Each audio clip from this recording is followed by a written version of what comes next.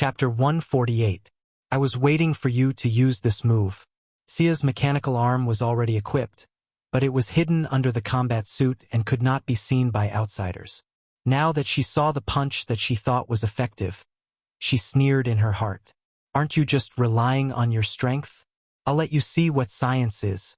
She raised her hand and punched out. The woman in black saw that Thea was about to punch her, and her heart tightened. Is this woman from Earth really powerful? But the arrow was already on the bow, so she could only use her greatest strength to punch out. Bang! With a muffled sound, the woman in black felt an overwhelming force rushing from her arm to her shoulder. His entire body was knocked off the ground and flew back more than 5 meters. Damn it! How can this woman be so powerful? The woman in black was well trained. She turned around in the air and regained her balance. Her eyes kept rolling as she tried to figure out the enemy's plan. Sia was quite satisfied with this punch. She had already used all the available power in her arm.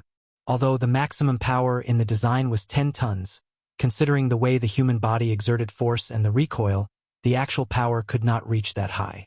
However, this punch still contained more than 5 tons of strength. Although the woman in black was also known for her great strength, she was at most at the level of 1 to 2 tons, which was similar to the non-berserk Bane. Now that she was caught off guard, her arm was numb from Sia's punch, and her strength had decreased by at least 20%. Although Thea also suffered some recoil, the excellent shock-absorbing performance of the metal arm almost eliminated this force. She took half a step back and attacked the woman in black while she regained her balance. Who are you? The woman in black felt that this fight was not clear. Thea immediately asked, Tell me who you are first. I can't tell you. Tell me who you are. We must have misunderstood. The woman in black's fighting skills were not as good as Thea's, and now she was at a disadvantage in terms of strength and speed. She was beaten by Thea like a dog. Now you know it's a misunderstanding? Where's the energy you used to shoot my skateboard? You still want to know my name? Is it for revenge in the future? I'll never change my name or surname. I'm Barbara Gordon. Thea announced her name casually without any embarrassment. Her expression was so calm that it was a mess. Achoo! Barbara, who was thousands of miles away, didn't know that she had taken the blame and was still receiving special training from Batman. She couldn't help but sneeze. The woman in black was naturally not a magnanimous person. She muttered the name twice in a low voice. Barbara. Humph. I'll remember this. Although she was furious, she couldn't beat him. She didn't have the ability to recall the memories of the main characters, so she didn't have that ability even if she wanted to. Seeing Thea's vicious punch coming towards her face, she became anxious. You're so strong. Wouldn't that punch disfigure me? If he could tolerate this, what else could he do? He couldn't care less about the rules of the organization. Time stop. The woman in black raised her right hand and aimed it at Thea. An invisible field shrouded the place where the two were fighting. At this time, Thea maintained her right hand in front of her and her left arm in the air. She was completely unconscious and didn't realize what was happening. The woman in black gasped for breath. She could only change the flow of time in a small area temporarily. It was impossible to stop the entire world. However, even such a small area brought about a huge backlash. No one could deceive time. They were only the servants of time, not the masters. Next, she was ready to complete her mission and retreat quickly. However, she discovered a shocking fact. Thea, who was theoretically frozen by the flow of time, was moving slowly. Although the distance she moved was extremely small, she wasn't completely imprisoned. This guy. The woman in black was completely dumbfounded. This phenomenon could only mean that this guy who was fighting with her wasn't a nobody. She was an important person in this timeline. Countless people could have direct or indirect contact with her. Under the influence of these people, there was an even greater change in time. Instead of saying that she was imprisoning her, it was more accurate to say that she was fighting for control of the entire timeline. Let alone her, even if she pulled out the 180 people in the organization and multiplied it by 10,000, they still wouldn't be able to go against the laws of this world. It sounded like a long time, but in reality only a second had passed. However, This short second had caused the black-clothed woman's vitality to be greatly damaged.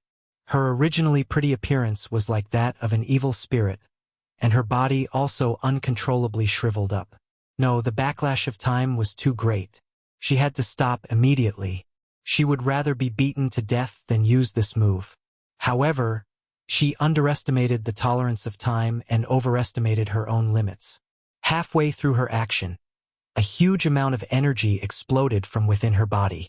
The explosion of energy was so quick and violent that it was shocking.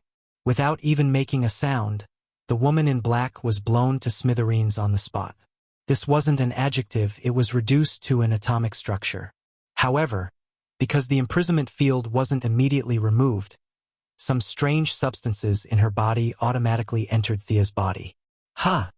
With the woman's death, her time field was naturally removed, and Thea also smoothly regained control of her body. However, the scene in front of her made her a little confused. Although she was imprisoned, her memory was still there. The scene in front of her was that she jumped up and attacked, and then the woman in black was instantly blown to smithereens. Did I do this? Thea was confused. Did I hit her? Was she killed by my punch? Was she possessed by Saito-sensei? However, the enemy was indeed dead. Although many villains had the tradition of faking their deaths, as long as their heads weren't chopped off, this woman was already smithereens.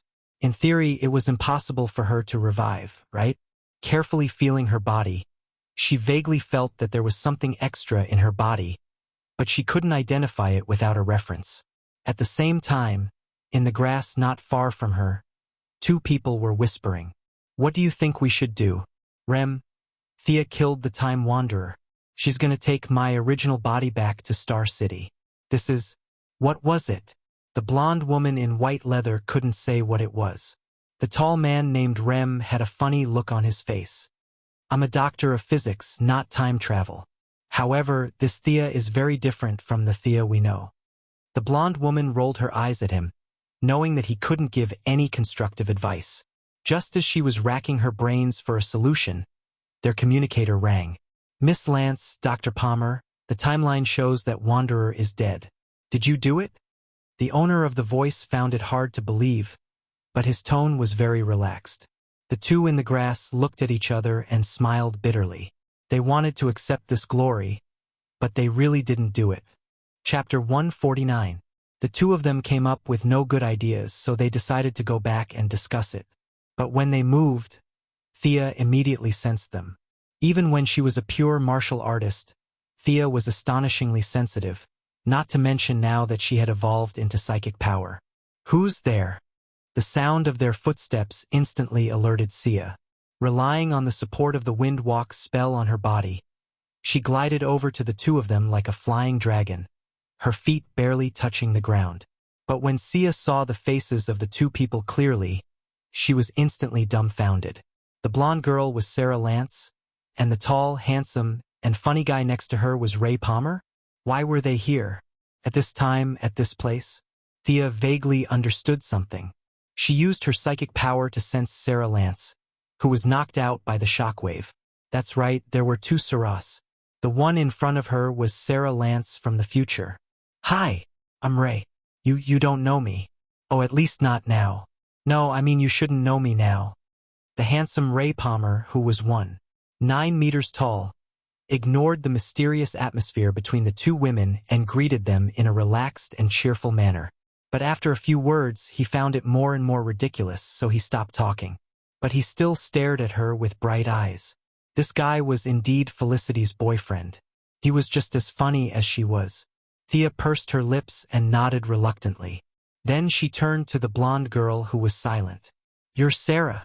Sarah Lance, who already had the demeanor of a future legendary captain, bit her lip and said helplessly, Yes, you. Why are you on Purgatory Island? I'm here to find Oliver. Thea answered firmly and reasonably. No one could find fault with it. Sarah was having a headache. Naturally, she couldn't find any fault with the answer. Just as she was racking her brains, Captain Rip Hunter's voice came from the communicator. Hold her down for now. We'll be right there. Sarah and Ray exchanged glances and decided to let the Atom Man, who was more talkative, buy time. Hey, where were we? Oh yes, you don't know me yet, but you will soon. Blah, blah, blah. Sia didn't see their secretive gazes, but she didn't feel that these two guys were a threat to her. After all, they were on the same side. Ray used to be Felicity's boyfriend, and Sarah was Laurel's sister. She was related to them in many ways. Seeing that they had the intention to chat about their daily lives, even though she was a little confused, she still started to talk nonsense with him. Unfortunately, Ray Palmer was the kind of person who could talk nonsense all day long, but was always unreliable at crucial moments. After a few sentences, he could not continue. Thea saw through his intentions, but she didn't expose him. Instead, she changed the topic and discussed with him about physics, technology, and nanotechnology. This made Ray Palmer breathe a sigh of relief. For an authority in quantum mechanics who could solve the Ehrenfest theorem in an hour, he could talk about science and technology for 3 days and 3 nights without repeating himself. What a genius! Although many of his ideas were just general discussions, they still made Thea's eyes light up. This guy could be seen as a weakened version of Tony Stark. Just a simple conversation between the two had benefited Thea a lot. Just as Ray was explaining a formula to her, Thea smiled. "Your friends are here. We mean no harm," Sarah quickly explained. Yeah. Ray Palmer nodded like a chicken pecking at rice. Whether or not they meant harm, they would only know when they met. Thea looked at the people opposite her who didn't hide their tracks and rushed towards her. A strange feeling arose in her heart. Was she so strong that she needed to team up to fight? She was so happy. Happy my ass. She didn't get any experience or reputation from fighting these people. 5 people came from afar. The one in the lead was the captain of Wave Rider, Rip Hunter, who was wearing a long brown windbreaker. On his left was Captain Frigid, who was wearing a down jacket and sunglasses and holding a slightly exaggerated-looking gun.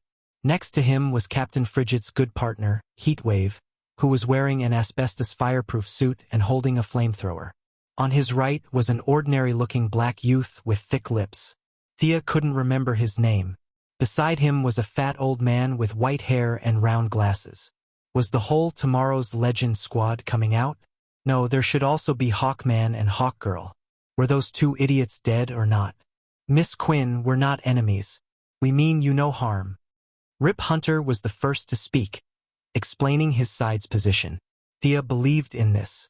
Although her brother Oliver was a weakling now, his reputation would still shock many people in the future.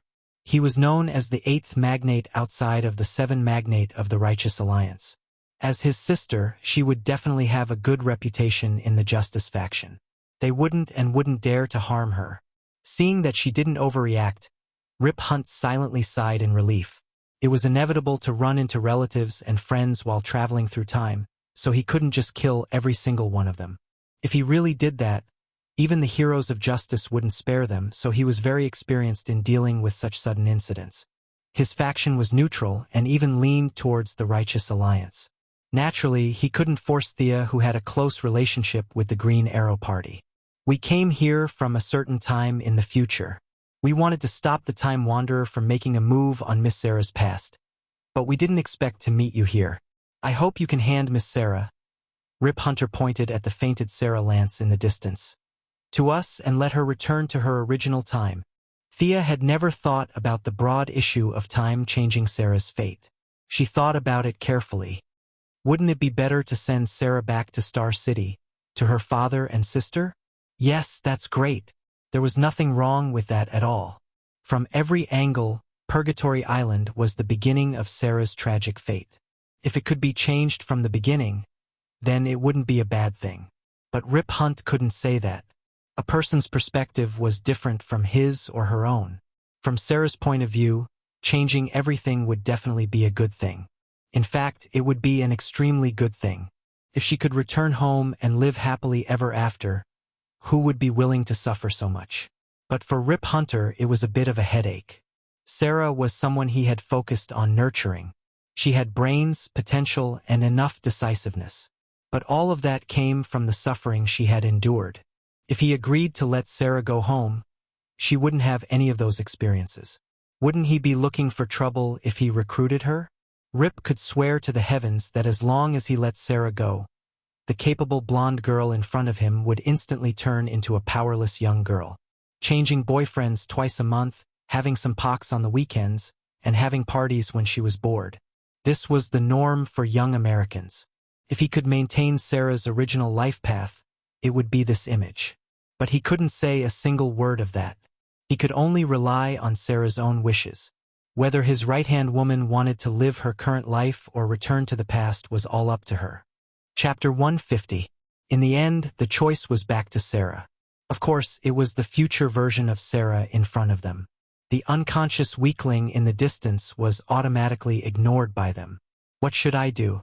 Even with Sarah's extraordinary decisiveness, she was still somewhat hesitant. If she nodded, all her suffering would end, and she would return to her daily life.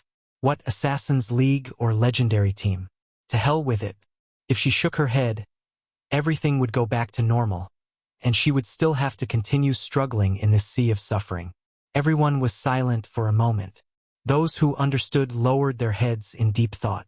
When the problem fell on their heads, how should they choose? Those who didn't understand were also looking around, wondering why no one spoke. Sarah opened her mouth and couldn't continue after that one word. Perhaps she herself was in extreme hesitation. You shouldn't become a weakling, Sarah Lance. You're an assassin, a fighter against fate. Think about the true meaning of your existence. Beside her, Captain Cold Snart said with a sharp, duck-like voice. The originally fluctuating balance had a subtle change because of his words. Sarah's expression gradually changed from hesitation to determination. She closed her eyes and said with a pained voice, "You're right, that's my fate. I shouldn't run away from it." Thea couldn't help but glance at this guy who suddenly interrupted. This person's overall aura was sinister, which intuitively made Thea uncomfortable. She didn't think that he could understand Sarah's heart so well. In her impression, one of them was gay while the other was a lesbian. Unexpectedly, they had developed feelings for each other. She really didn't expect that their hearts would be linked so early. Since you've chosen this path, I can't drag you back. Thea nodded at her, indicating that they could solve it on their own. With one problem solved, Rip Hunt, who had a beautiful beard, felt a huge weight lifted off his heart. But immediately, a new problem emerged. He reached into his pocket and took out a capsule, saying awkwardly, "Miss Quinn, we're time travelers. You'll know us in the future, but not now. So you have to take this pill and forget what you've experienced today." "Ha!" Thea covered her mouth and laughed in anger. "Just because you think I'm easy to talk to, you think I'm a pushover? Time traveler? I'm so scared. I'm dying of laughter." Thea was laughing so hard that her body was trembling. However, under the puzzled gazes of the others, her face instantly turned ashen. "Are you sure you want me dead?" Rip Hunter tried to mediate for the last time. "We don't want to be your enemy, but these are our rules." "Humph," Thea snorted. "Do you give everyone you meet pills? How is that possible? Our spaceship is a time-traveling spaceship, not a pharmaceutical factory. If we were to give one to everyone we see, we would have to work 3 shifts a day and not do anything else." Rip Hunter shook his head. "We don't want to do that. We respect Green Arrow a lot, but you need to know that there are 7 of us." Hearing his threatening words, Thea smiled contemptuously. So what if there were 7 of them?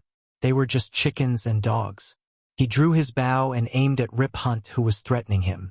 Although this guy spoke of saving the world's peace, it was actually all for the sake of saving his wife and child.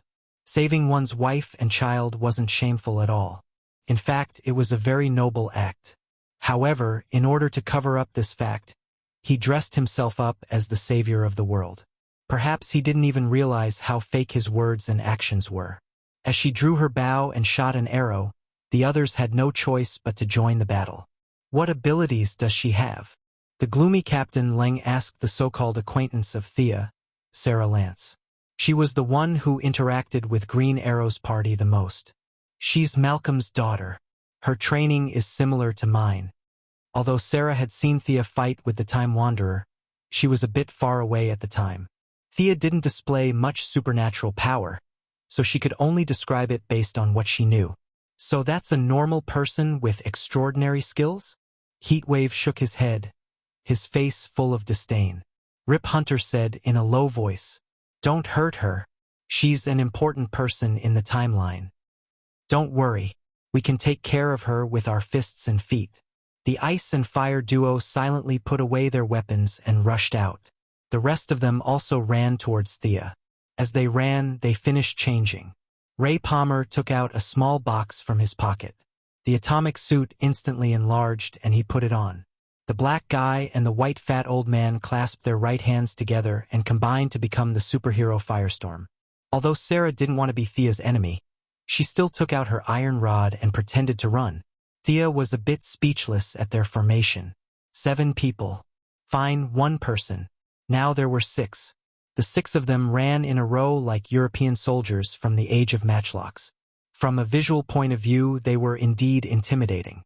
The 6 of them were like fierce tigers or dragons coming out of the sea. But this isn't a photography competition. This is a combat competition. You're standing so close together that Thea was embarrassed to attack. But since she didn't want to take advantage of them, Thea decided to teach them a lesson. The name of the lesson was, "Mom, we'll never group together again." Her right hand released the bowstring and drew a few mysterious runes in the air. This was her modified illumination spell based on the dark mist spell. The starting movements and ending sounds were exactly the same. She just needed to change the rhythmic runes in the middle from dark to light. With the help of the sun rune's strong light affinity, Thea released this modified spell in less than a second. The light attribute was known for its speed. Thea raised her hand and threw the glowing ball at Rip Hunter, who was running at the front. The ball of light instantly exploded around them. The originally beautiful formation immediately fell apart. "What's that? A flash bomb?" Thea didn't have the obligation to explain it to them. She quickly shot out a binding arrow. They didn't want to shoot the rat for fear of breaking the vases. She couldn't kill them directly either, so she could only use a skill to stun and blind them. Under this kind of unprepared situation, the difference between an ordinary hero and a hero with superpowers could be seen. Rip Hunter lived up to his name. With a very ridiculous posture, he was caught in the net without even making a sound. He reflexively struggled a few times, but the result was that the net became even stronger. He naturally couldn't withstand the chemical agent that could stun even Bane. In less than 10 seconds, he was GG. Heatwave, who was also rushing fiercely, was in the same situation as him. He came into close contact with the spiderweb. As an arsonist, the first thing he thought of when he saw the spiderweb was to burn it. But he didn't have a weapon with him. Even if he did, he wouldn't dare. He was still hanging on the net. He could only turn his head to his partner, Captain Cold, for help. Captain Cold, who was known to be able to fight against the Flash with his ordinary physique, had amazing reflexes. Perhaps his sunglasses also provided some protection, so he was less affected by the strong light. He could vaguely see Thea shooting an arrow, so he slowed down a little and avoided the fate of being caught in the net. Chapter 151. Sarah, on the other hand, was very lucky. She started late and was the closest to Thea among all the people present. Not to mention that Thea had come all the way here to save her in 2008. She couldn't bite the hand that fed her. She seemed to be rushing out with the team, but in fact, she was still far away from Thea. The ball of light did not explode in front of her, and she used the heat wave to avoid most of the glaring light. Although it was more or less uncomfortable, she still saw the dense cobwebs and nimbly avoided them. Ray Palmer was usually very funny, but his atomic suit was not for show. The moment the spider webs were about to hit him, he shrank and passed through them. The remaining firestorm seemed to be a combination of 2 people. His brain was a little messed up and he rolled his eyes every day. It was not the supercilious eyes in anime, nor was it the adjective supercilious eyes. It was purely the action of rolling the black eyeballs to reveal the white eyeballs. Thea did not understand how they could receive retinal signals like this. Anyway, she knew that her flash did not work on them. The combined guy was on fire and went straight through the center of the spider webs, leaving a human-shaped hole. Captain Lung hesitated on the outermost side, wondering whether he should save his partner first or gang up on Thea first.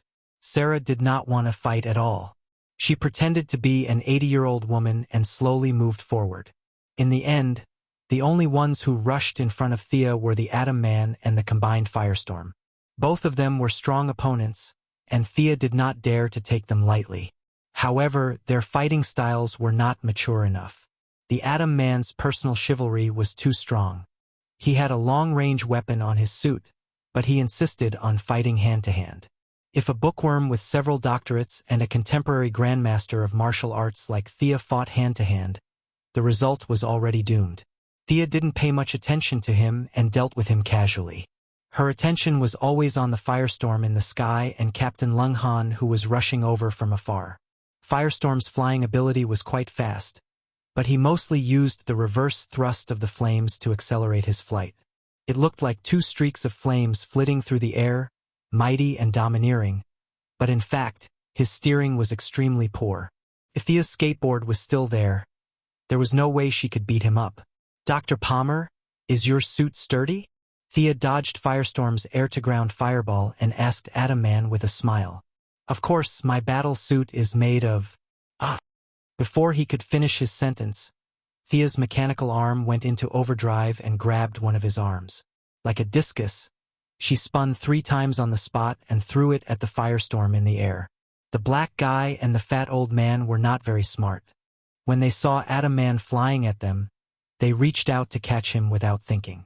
Thea had been waiting for this moment. There were many problems with their combination. The black guy and the fat old man's cooperation was always half a beat slower. In the original plot, there was a glorious failure where they were shot apart by an arrow. Coincidentally, the arrow was shot by none other than Malcolm Merlin, Thea's biological father. Of course, in the current timeline, they hadn't met Old Ma yet, so they didn't realize how big the problem was with their seemingly cool combination. Thea found the right landing point and shot the arrow right in the chest of Firestorm. There was a momentary pause in the communication between the two of them.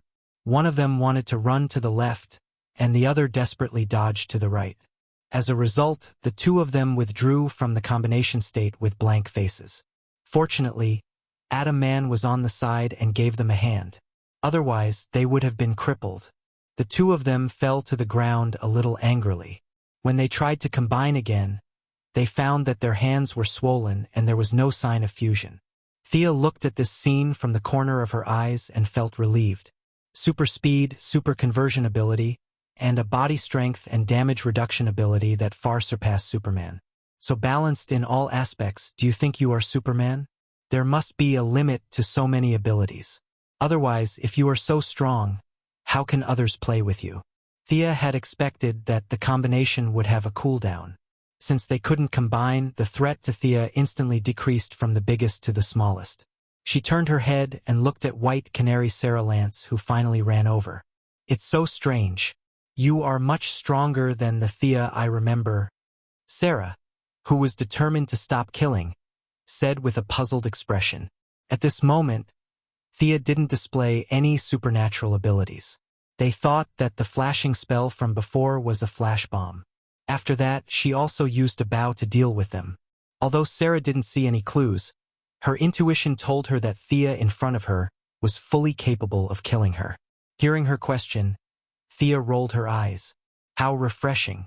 Do you think I'm the Eagle Hero and Eagle Girl who are still weak even after being reborn 206 times? Those two are a disgrace to all reborn people." Thea couldn't be bothered to explain. She silently raised her hand and made an inviting gesture. "Speaking of which, I haven't fought with you before. Judging from your movements, it seems to be the martial arts of the Assassin's Alliance. So you and Malcolm have reunited?" Sarah constantly adjusted her pace and at the same time analyzed why Thea was so strong. According to her timeline, Thea should still be in Star City. But when she saw Thea's movement, she instantly understood. So that's why she and Malcolm had reunited in advance. Thinking that she had found a reasonable explanation for the timeline's distortion, Sarah felt much more at ease. Thea neither admitted nor refuted Sarah's conjecture. Those were all trivial matters. It was rare to meet a pure Earthling who didn't have any messy abilities or technological equipment. Thea also put away her bow and secretly deactivated her mechanical arm. She wanted to face this legendary team leader who had surpassed her master in a fair fight. Both of them drew their swords, greeted each other, and began to duel according to the rules of the alliance. This battle was far less intense than the last time with Talia. Neither of them had the intention to kill. Thea was stronger than Sarah in terms of height, combat skills, strength, and speed, but she didn't have an overwhelming advantage. At first, Sarah thought that she could defeat Thea with her experience, but she soon realized that Thea was more experienced than she was. On the contrary, because of her experience as a legendary team, she had to deal with laser guns, primitive people, and aliens every day. It had been a long time since she fought with a master of the same level. The two of them exchanged 7 or 8 moves, and her offensive was gradually suppressed. Thea was too familiar with her martial arts. Her level was far inferior to Old Ma and Talia, and naturally she couldn't be compared to the current Thea. But out of admiration for her future bravery, Thea didn't go all out. She was prepared to end the battle with a draw. As Thea deliberately went easy on Sarah, the situation was reversed a bit. The Atom Man on the side stared at them with a pair of big eyes. It was not until Captain Frostbite shouted, "Sarah, let me help you," that he realized that he was still in combat mode. His body was sluggish and he also ran up to attack. Chapter 152. The three of them seemed to have the advantage in numbers, but it was no different from before. Captain Frosty's freeze gun couldn't be used, so he could only pull out a dagger for close combat. The Atom Man, on the other hand, was more of a hindrance. He was 1.9 meters tall, and with his battle suit, he blocked their line of sight, which made the short Sarah stomp her feet in anger. The fat old man and the black guy were cheering them on from afar, which made Thea laugh. As expected, heroes on the side of justice were more or less funny. If they were Gotham villains, they would have run away by now. Thinking of running away, Thea was also ready to retreat. It wasn't that she couldn't beat them, but that there was no point in fighting them. It wasn't appropriate to win or lose, so she had to take care of their reputation. He kicked Captain Frosty away and grabbed Sarah's arm in front of him to block Atom Man's fist. Thea threw a Batman smoke grenade. Bang! The smoke grenade was specially made by her master, and no infrared or thermal imaging could see through it. It was the best escape tool in the DC world. Where is he? Where is he? The Atom Man, who was wearing an X-ray helmet, looked left and right. Everything was white, and when the smoke dissipated, they were the only ones left. None of these people were injured, which was a good thing, but the two people on the net were in a bad mood. The more they struggled, the harder they got stuck. Rip had already fainted, while the rough man's heatwave physique was better than most people, so he was barely conscious, but his face was currently covered in white cobwebs, which made him look quite pitiful. Although they didn't have Thea's escape potion, Ray Palmer and the fat old man were the world's top scientists. After some analysis, they still rescued Rip Hunt and Heatwave. He did come down, but Rip Hunt's cool beige trench coat and his Heatwave army green fireproof suit were completely stuck to the ground and couldn't be removed. Heatwave was so angry that he took out his flamethrower and sprayed the cobwebs until his clothes were burned to ashes. Only then did he walk back angrily. The few of them were a little dejected. Thea did not appear to be very strong, but she was able to crush them as easily as crushing dry weeds. This made them doubt whether they could save the world in the future. That's right, a follower hero from Green Arrow's team could beat the 7 of them to such a state. Wouldn't a guy stronger than Green Arrow be able to kill them in minutes? Rip Hunter had lost his windbreaker and was only left with a shirt. His entire aura instantly changed from that of a rich and handsome man to that of a poor loser, but he didn't have the time to ponder over his image. He turned to the AI on the console and asked, "Gideon." "I'm here, Captain." A light blue 3D holographic projection appeared on the console. The mouth of the 3D person seemed to be opening and closing as he replied calmly, "Gideon, help me find out which timeline the Time Walker is in. We have to save everyone before she does." The light blue figure was silent for a while, as if he had gone through a careful examination. "Captain, the Time Walker did not appear at any point in the past, future, or present." "What do you mean?" Rip Hunter was a little confused. "Captain, according to tradition, the Time Walker is already dead. She no longer exists. She has been completely obliterated, leaving no trace behind in the timeline. How could that be? Rip Hunter was a little dumbfounded. He wasn't like those heroes of justice who didn't understand the situation. As a member of the Time Master Council, he knew that the Time Walker was the #1 assassin under the control of the Council. Now, this #1 assassin had just shown her face and hadn't even done anything before she was killed by a passing hero in a few punches and kicks. Isn't your #1 a little too weak? Or was it that the heroes of the main plane were all very strong, and the Time Master Council was just a bunch of frogs at the bottom of a well, closing their doors every day to proclaim themselves as #1 in the world? This bunch of weaklings. Rip Hunter's impression of the organization he used to be loyal to was becoming more and more unfavorable. The people they trained were too weak. For a moment, he didn't even know what to do. The Time Walker's way of doing things was simple and crude. Find a point in time before the members of a Legends team made a name for themselves and kill them in advance. According to Rip's original plan, he would have been one step ahead and pulled back all the members' precursors to protect them. But now that the assassins were all dead, there was no point in protecting them anymore. He turned to Sarah and asked, "Which point in time do you plan to send your past to?" Although Sarah was a bit sad, she still pondered for a bit before answering, "October 2008, outside Purgatory Island. Along the path of the Assassin League's Nissa El Ghul's trial." Rip nodded slightly and patted his capable comrade's shoulder. "Gideon, go to October 2008. Everyone sit down and prepare to depart." The last sentence was for the remaining crew members. But when they all sat down like elementary school students and waited for 5 minutes, nothing happened. They all looked at Rip in confusion, meaning, "What's wrong with your ship again?" As the ship's repairman, the black man was already preparing to repair it. "Captain, it's—" Before the blue electronic voice could finish, it was interrupted by a clear voice. "Ahaha, it's me, sorry to disturb." The only one who didn't treat herself as an outsider was young Mistress Thea. Thea separated from them, but after running for a short distance, she remembered that she had damaged the skateboard for no reason. No matter what, she had to ask them for compensation. There were so many pieces of futuristic technology on the ship, she couldn't just let it go, so she circled around and came back. Her hinting was ineffective against hostile targets, but fortunately, apart from Captain Frigid and Heatwave, everyone else on the ship was on the side of justice, so they didn't have any ill intentions towards her. Plus, with her professional stealth skills, she constantly used the shadows to hide from the two hostile eyes. Thea also followed them onto the ship. Just as she was wondering how she should start, she didn't expect these people to be so impatient, wanting to take off without saying anything. The young mistress was naturally discovered by the omnipresent AI, so to avoid awkwardness, she had no choice but to stand up. "Why is it you again?" Heatwave, who thought with his fists more than his brain, was furious just looking at her. He'd worn that fireproof suit for so many years that he'd grown attached to it, and it was all because of this person that he burned it in anger, so she had to pay for it.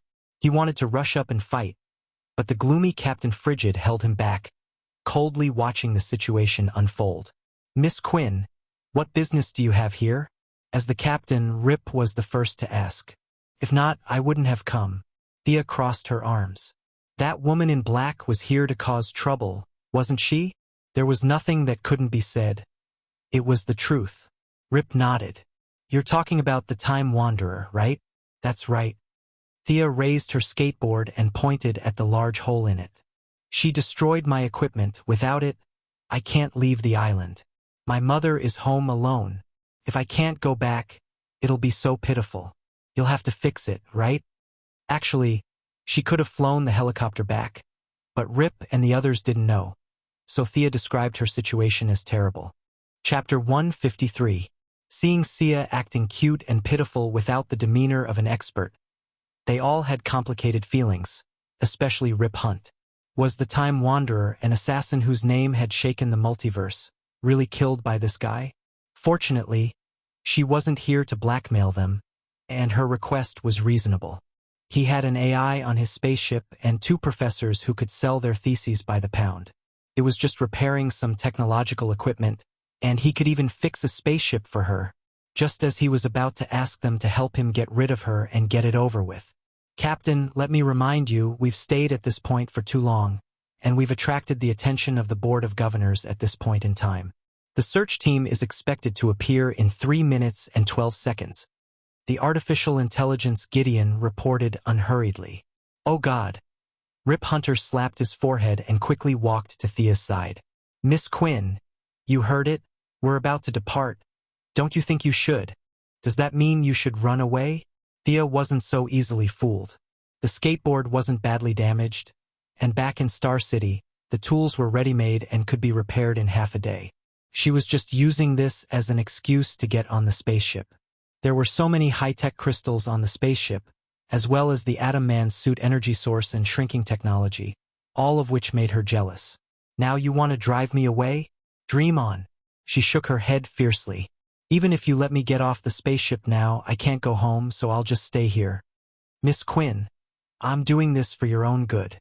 If you insist on traveling with us, of course I'll welcome you, but your own history will be forcibly erased. You're different from us, you're an important person in the timeline, so you can't just leave."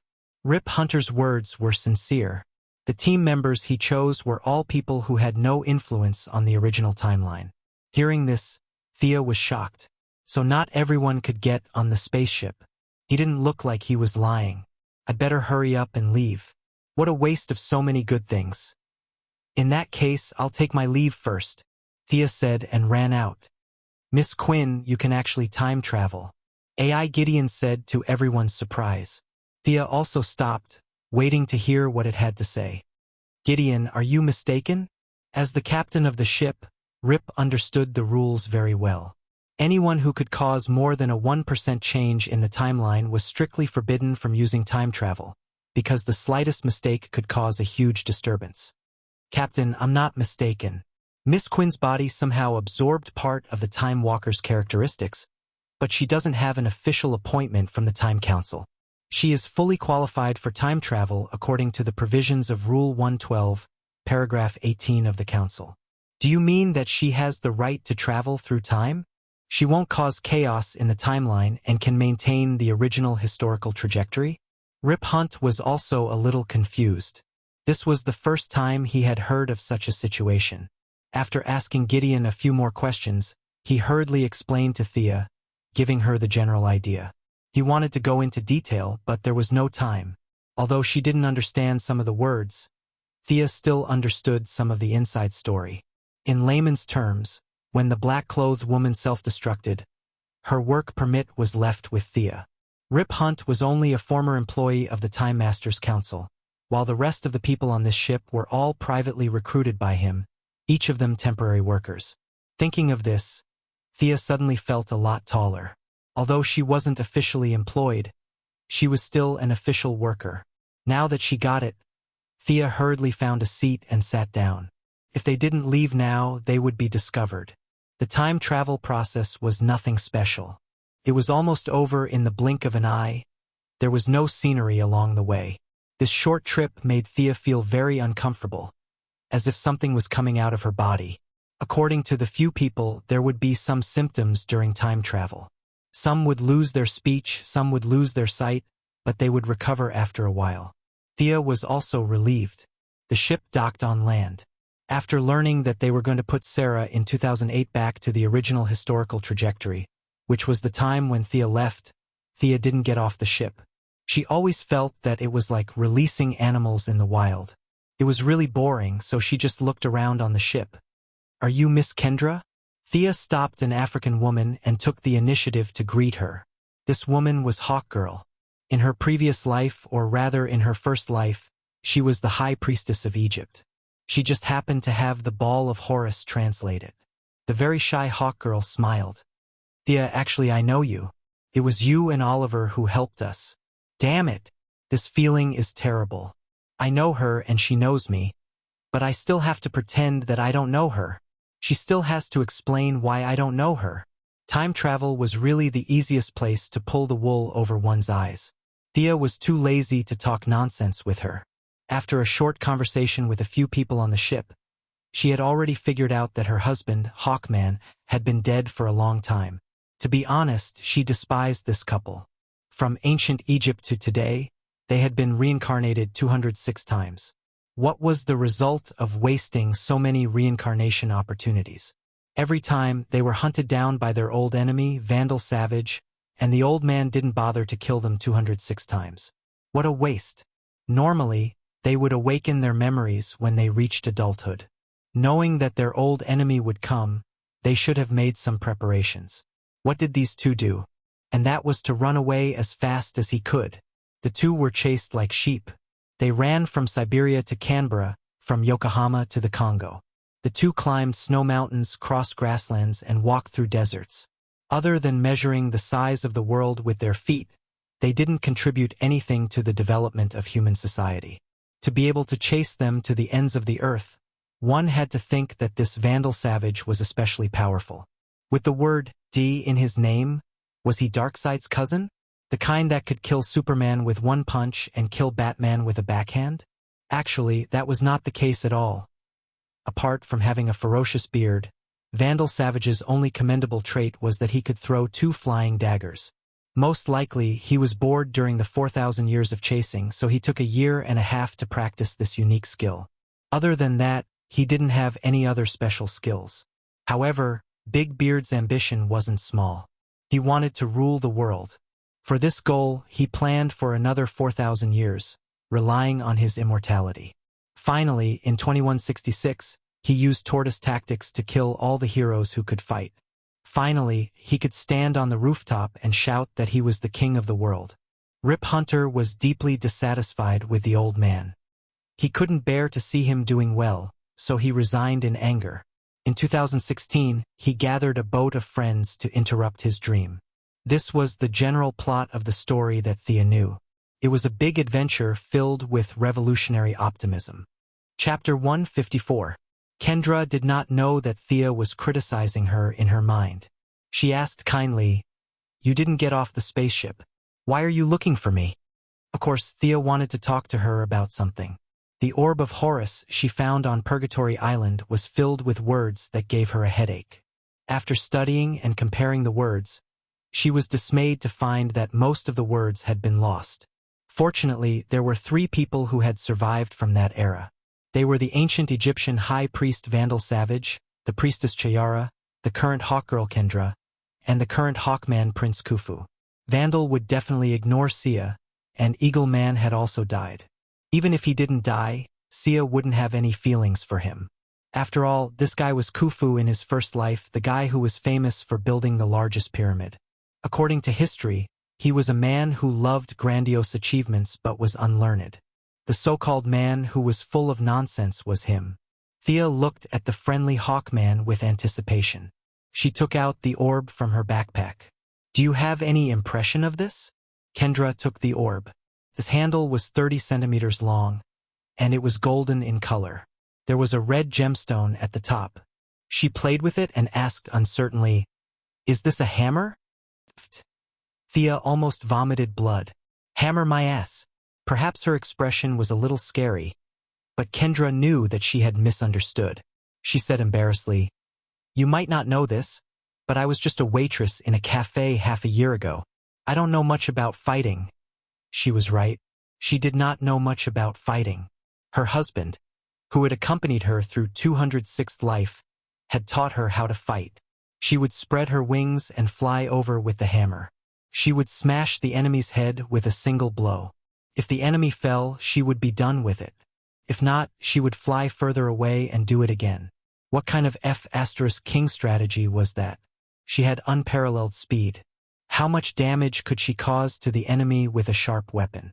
She could fly at the speed of sound with a 3-meter-long spear. Even Darkseid would lose a few drops of HP from the impact. Even if she could not defeat the enemy, it would look tragic, right? They had given up on the strategy and chose to use the hammer instead. Use a hammer. Use a hammer. Important things had to be said thrice. Flying in front of the enemy, swinging his arm and hammering him. Even if they wanted to use a hammer, they could have used a large hammer instead. However, the two of them chose to use small one-handed hammers. Their destructive power might not even be as great as Thea's rock. Sigh. Thea also knew that she couldn't expect too much from this pair of weaklings, but the bloody reality still made her sad. Did she really have to ask Vandal? Miss Sia, I can translate these words.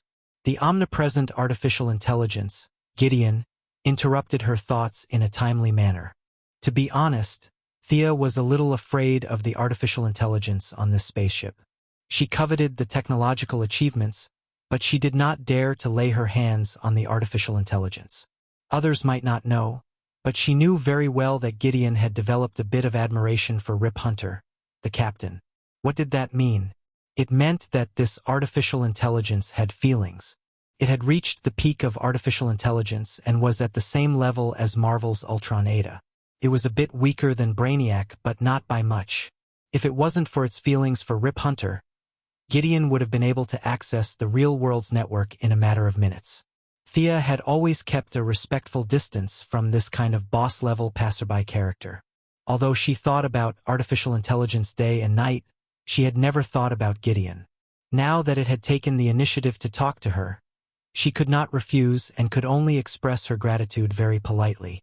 As the crystallization of human wisdom that traversed the river of time and knew all the knowledge of both ancient and modern times, Gideon's ability was not to be underestimated. In less than 3 minutes, it had completely deciphered the words on the sphere of Horus and even thoughtfully made it into an annotated version. This guy is amazing, Thea thought to herself as she held the annotated version. It was actually able to estimate Thea's knowledge structure and level of understanding through various calculations. Its annotated version was very accurate and was tailor-made for Thea. Although she did not like the feeling of being seen through, she had to admit that Gideon's translation was very accurate. But when she looked at the translation carefully, she could not help but frown. Horus was the guardian of the pharaohs in ancient Egypt and the symbol of royalty. Horus usually accepted priests in the form of an eagle head and a human body. There were a total of 3 artifacts that were passed down in the world: the Eye of Horus, the Scepter of Horus, and the Sphere of Horus. The Eye of Horus was said to have been offered to Hades, the Sphere of Horus was in Thea's hands, and the scepter was specially marked by Gideon as being in the hands of Vandal Savage. Thea narrowed her eyes. This artificial intelligence was quite sneaky, leaving a bait for Thea to bite. You want the scepter? Well, go and fight with Vandal. He happens to be the enemy of the legendary team. What a coincidence. It's fate. No one would feel comfortable being used as a tool. Thea lowered her head and pondered. In her memory, Vandal's Scepter of Horus was destroyed by the combined efforts of the Green Arrow and the Flash. It was hard to say if he still had it in his hands in this timeline. Thea sighed. She still could not resist the temptation. Should she help? Depressing. Her experience with Gotham made Thea a little resistant to helping. Although these people were stronger than the Bat family, there was a limit to their strength. She would not become the main force again if she helped, right? In the timeline of Hawkgirl and the others, the scepter had been destroyed, but to Thea it had not happened yet. This created a paradox. Did it happen or not? If it was still there, she could easily take it. It was a set. If it was already destroyed, it would be useless even if she chopped Vandal up and fed him to the dogs. Thea shook her head. She bid farewell to the artificial intelligence and the confused Hawkgirl Kendra. She was going to ask the old driver, no, the old Captain Rip Hunter. Before she could find the old captain, Thea was stopped by Atom Man Palmer. The Atom Man was all smiles as he helped to repair her skateboard. He dragged her to see the latest results. Thea could only follow.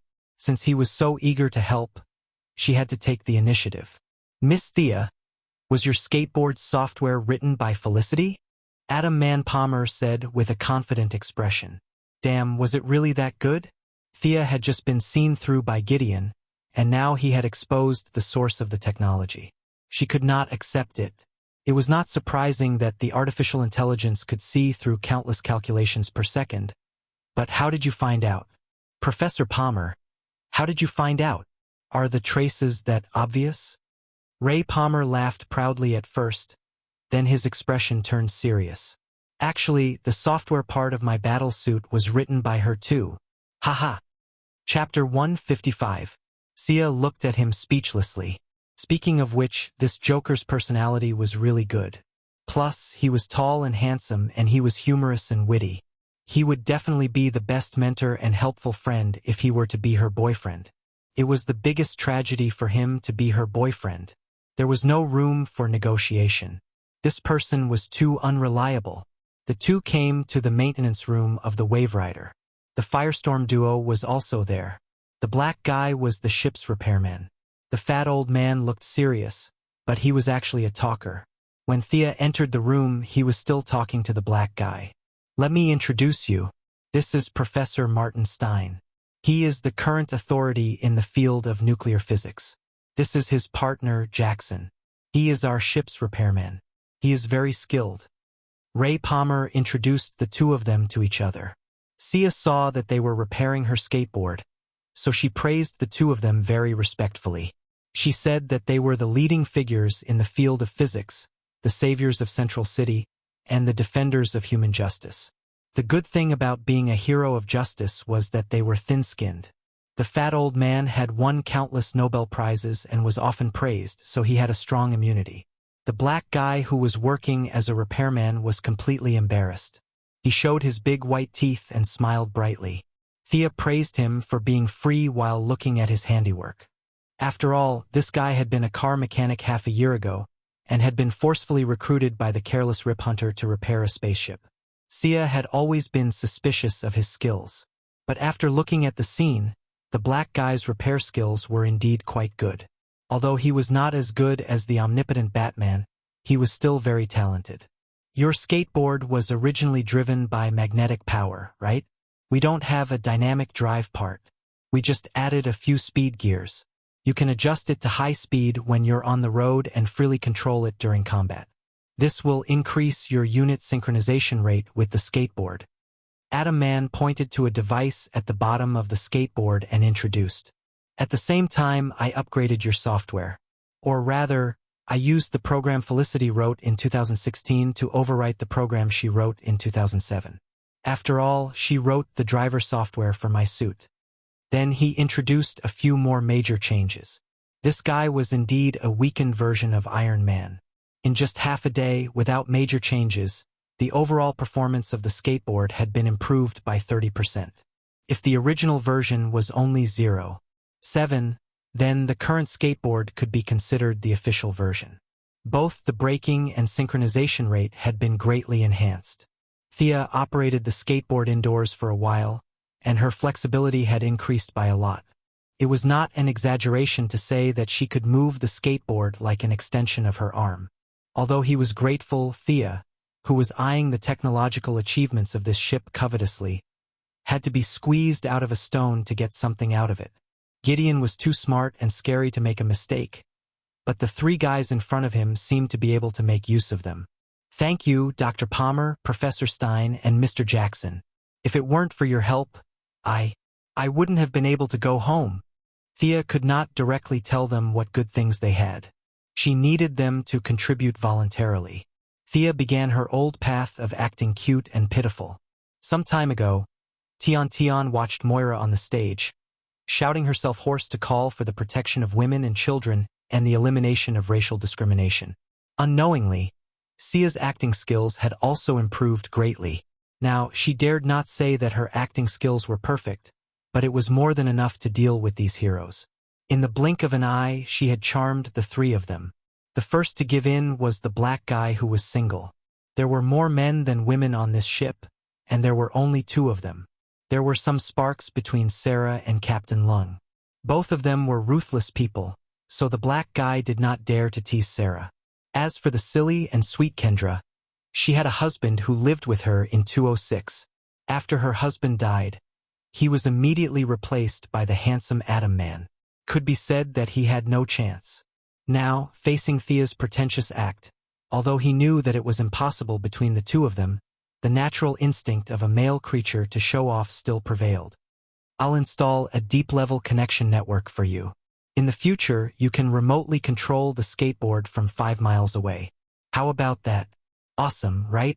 The black guy's eyes were not his eyes and his mouth was not his mouth. Mr. Jackson, I have to remind you that the deep-level connection network is a technology 35 years in the future. According to the Time Council's Article 19-112, it is not to be disclosed. Gideon's emotionless voice came out. The black guy acted as if he did not hear anything.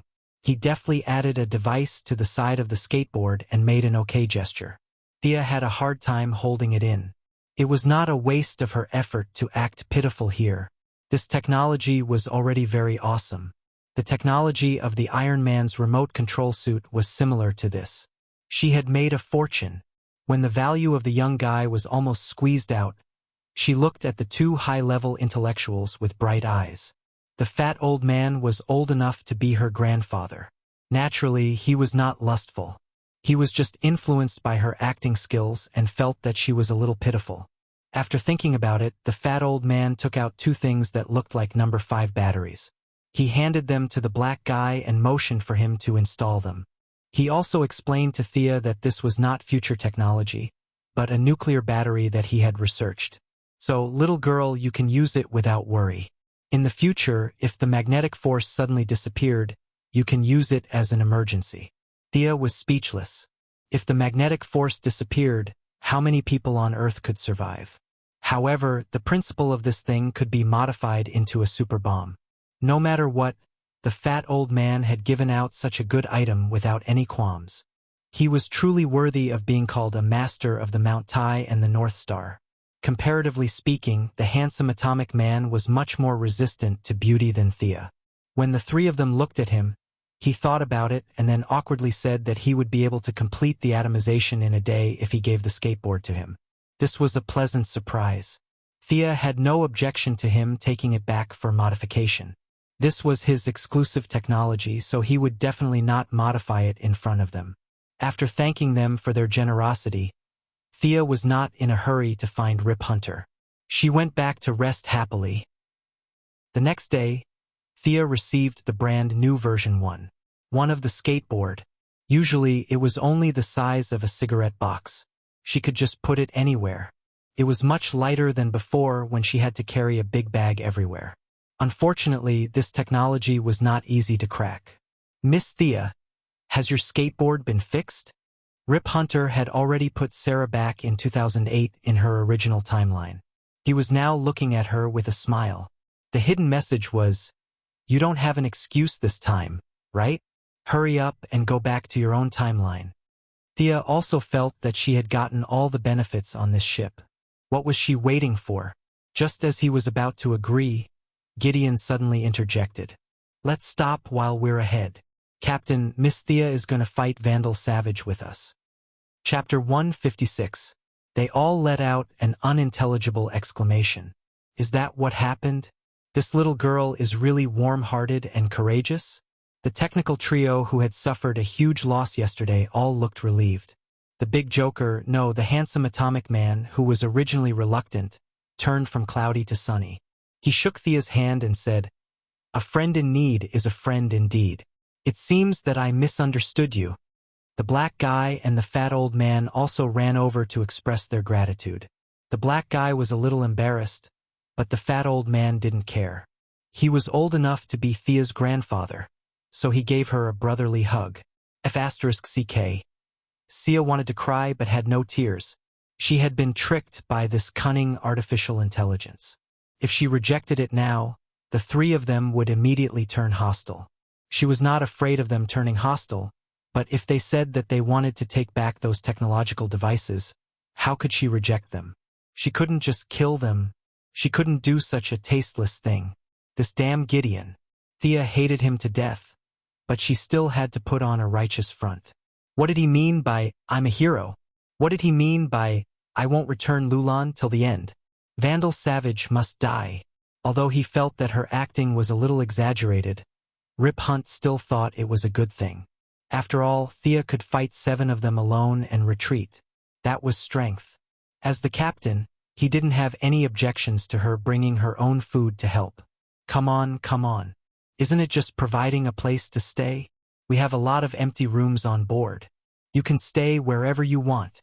Just as he was about to give a welcoming speech, Captain Lang said sarcastically, "What does she have? With those few arrows? We didn't use any weapons that day." He was annoyed at the mention of this. In the future, he was someone who wasn't even afraid of the Flash. Now, he was beaten up by an ordinary person, and he was one of the 7.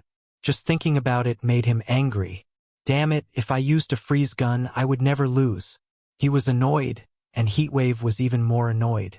Captain Lung went up and tried a few times, but whether it worked or not was another matter. He didn't see what was going on before he was caught in the net. After that, he was rescued like a dead pig. Thea kept her head down and ignored their hostility. I'm not going to explain it to you. If you want to fight, I'll just get off the ship. No one can say anything. But her thoughts did not escape Gideon, who was calculating billions of teraflops per second. This annoying artificial intelligence spoke again. According to Article 2, Article 55 of the Time Council Act of Principle, the members of the Waverider can check the history of special personnel, but at least 3 people have to agree. Check, I agree. Me too. Captain Lung and Heatwave expressed their opinions as soon as it finished speaking. The scene was quiet for a moment as everyone was trying to figure out who would be the third one to jump out. Actually, I'm quite curious too. Commander Billy Palmer nodded when he saw that no one spoke. I agree too. He even gave Thea an apologetic smile. Humph. Thea glanced at him. He was a billionaire after all. His sunshine and cheerfulness were real, but it didn't mean that he was stupid. If he was stupid, would his billions fall from the sky? Thea, who was also a rich person, knew the style of doing things too well. He took advantage of others without offending anyone. Because she was also this kind of person, after Gideon got the authorization, he showed a smile that was calm in the eyes of others, but proud in Thea's eyes. Checking. Thea Quinn, the last Archmage in recorded human history. Her last public appearance was in 2071 at the funeral of her brother, Oliver Quinn, who was 86 years old. At that time, she still retained her youthful appearance. After that, she disappeared into the long river of history. Everyone was stunned by his words. Even the person involved, Thea, was a little stunned. She didn't know that her sister would be so powerful in the future. Listen, the last great mage. So cool. As a member of the Green Arrow Party for a few days, Sarah Lance, who knew about Thea's past, was a little dazed. This is different from what I remember, right? Or do I know a fake Thea? Mage? Captain Lung was not satisfied with this conclusion. What are her outstanding achievements? Sorry, this involves important historical events. I can't reveal it. Gideon rejected Captain Lung's request under Thea's confused gaze. Can't reveal it? Seems like she's an important person. Captain Lung speculated while rubbing his chin. Then how did she enter the public eye? Can you tell us? Gideon's voice was still calm. It requires the person involved to agree. Everyone's eyes unconsciously turned to Thea again. They were curious, surprised, and gossipy. In fact, they were curious. Thea was also a little curious because she thought she hid it well. How did she give herself away? Okay, I'll agree. Although he agreed, he hated this evil AI to the core. Can't you tell me in private? They waited with rapt attention, but after 2 minutes, Gideon still did not show any sign of interest. Just when Rip Hunter thought it had crashed, it finally spoke. I also need the consent of another person involved. Their heads were full of question marks. What did this mean? Did this matter involve them as well? They looked at each other as if they were about to expose a traitor. Was it you? It must be you, right? Gideon, whose consent do you need? As the captain, Rip Hunter was too lazy to guess. It was better to just ask directly. Mr. Snart. Gideon gave an answer that made everyone's jaws drop. Captain Lung's mouth opened a little wider than usual. He put away his usual pretentiousness. I didn't know her in the past. I definitely didn't have any contact with her. Can't be the future. Didn't you say that when we enter time travel, our original tracks will be erased? In other words, it's impossible for me to meet her in the future. His analysis was spot on. A few members who thought that their IQ was passable were thinking about it. Sia was also wondering how she could have come into contact with him. He was in Central City, and she was in Star City. Normally, they wouldn't have come into contact with each other. Mr. Snart, you robbed the Central City History Museum in 2010. Ms. Thea, who was in charge of the meeting, had no choice but to stop you.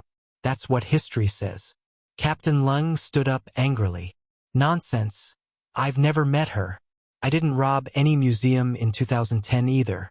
No, you've met her. History can't be wrong. Seeing how firm it was, Captain Lung was a little uncertain. He asked his good partner, Heatwave, Mick, do you remember? Getting an uncertain answer, he was a little confused. It didn't make sense. His memory was clear. He definitely didn't know Thea. Chapter 157. Mr. Snart, Gideon continued to explain in an infuriating tone. Miss Thea has most of the Time Walker's authority. Her energy level is higher than yours. If she's in the same timeline as you, she'll automatically overwrite part of your past. At this time, Captain Han finally realized what it meant to be thunderstruck. Vaguely, some of his memories were indeed loosened. What the F***CK? You didn't say anything when she boarded the ship. You set me up. What's the point of telling me now?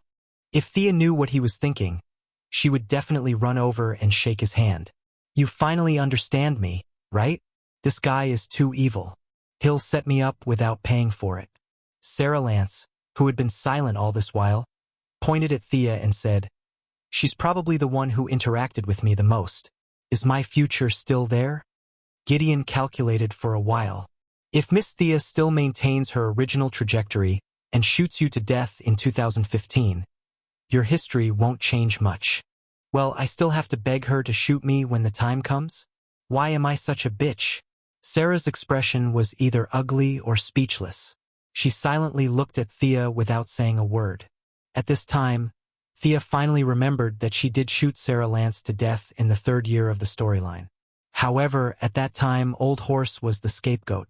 Oliver, who was obsessed with his sister, pretended that it never happened. Now, however, Old Horse was ordered by her to search for his ancestors. Who should she find to be the scapegoat? Besides, she probably didn't know about it. After all, it hadn't happened on her side yet. Thea immediately used her increasingly skilled acting skills and made a confused expression. To be honest, this expression was a test of her acting skills. She didn't have enough time to figure it out. Thea could only use all her skills to play the role of an ignorant girl. She was afraid that she would be seen through if her expression was not on point, so she even added a hint spell on herself. Fortunately, the people on this ship were all good at fighting and killing. They didn't have a teacher who was both virtuous and skilled. Although Gideon was as cunning as a ghost, he was still not a human. It was impossible for him to completely simulate human emotions. With several factors, her performance was successful. The legendary squad only knew that Sarah Lance had been killed once and then resurrected. However, he had never known who the murderer was. Today, he finally knew. There was only one truth, and it turned out that she was the murderer. But seeing that Sarah didn't seem to mind, they could guess that there was another story behind this. Naturally, they wouldn't poke their noses into other people's business. They could only sigh at how small the world was. Don't ask anymore. Let's get ready to set off. Since Miss Thea is going with us, let me introduce our mission objective to you. Rip Hunt hurriedly cut off their questions. After all, the timeline was extremely fragile, and Thea still needed to return to the original timeline. If she knew too much, she could easily do something that could cause half of the Legends party to disappear, so he hurriedly stopped the others who wanted to continue gossiping. In fact, his so-called introduction of the objective was very simple, and the specific battle plan was so mysterious that it made people's hair stand on end. Using the spaceship's shuttling function, a group of transmigrators would drive to Vandal Savage's backyard, and then quickly take him down and bring him back. There would be no cover, no support, no Plan 1, no Plan 2. It would be a one-wave attack. Everyone would rush up and use their ultimate skills, regardless of whether they were dead or alive, to drag him back. This plan was simply brainless to the extreme. Sia was only left with disdain for these people's battle tactics. One had to know that they were outside the timeline, and they knew everything. Using such a huge cheat to fight an old native who didn't know the future for 16 episodes, they really embarrassed the transmigrators. But at least they were on the same ship. This place was different from Gotham. She didn't have overwhelming strength, so she wanted to keep a low profile. Thinking back, it seemed that Vandal was also brainlessly captured. Since they could win whether she participated or not, why should she be the bad guy? Sit tight, Gideon. Set the coordinates. London 2166. Rip Hunter didn't wait for them to object and arbitrarily skipped the discussion process. The original proposal became the final plan. Thea was speechless. How many people on this ship didn't object? She pouted. A bunch of unorganized, undisciplined, and thoughtless people. They didn't have any strategy or cooperation. She would just be a bystander. Once she got the whereabouts of the scepter of Horus, she would retreat. Whenever she thought of the scepter, she felt depressed. This cunning artificial intelligence had stopped talking about this matter. The meaning was very clear. She had to follow the main group and kill a few people to prove her loyalty. Sia let out a long sigh and sat on the chair, ready to wait for the spaceship to pass through the time tunnel. Everyone sit tight. Let's go. Rip said in an imposing manner, but no one paid him any attention. They all sat down with their eyes closed, competing with each other. It seems that they weren't used to this kind of traveling either. Thea glanced at them from the corner of her eyes. None of them were optimistic about this so-called time travel. The oldest among them, the chubby old man, was already sweating profusely. She didn't know if this time travel was a test of mental power or endurance, but Thea believed that she didn't lack either. She was only looking at them with the attitude of watching a joke. Who asked you to gossip about me earlier? I'll just watch now, I won't say anything. But as the spaceship entered the depths of time, Thea didn't have the mood to watch a joke. This feeling was indescribable. She felt like every single cell in her body was rapidly expanding. What's going on? Thea tried her best to endure the pain and turned to look at the people around her. Although their expressions weren't good, they weren't as bad as she was. Take the chubby old man, for example. His expression was that of a cut on his hand. But why does it feel like I've been cut by a knife? This isn't right. She endured it bitterly. Every second felt extremely long. Even though her body was in extreme pain, her powerful mental power was still stubbornly supporting her, preventing her from fainting. You? When the fat old man beside her saw her strange behavior, his glasses almost fell off. He pointed at her with a trembling finger and stuttered, unable to speak. Thea was about to ask him what was wrong with her when she noticed that the spaceship had entered a thin wall, instantly increasing the burden on her body to its maximum.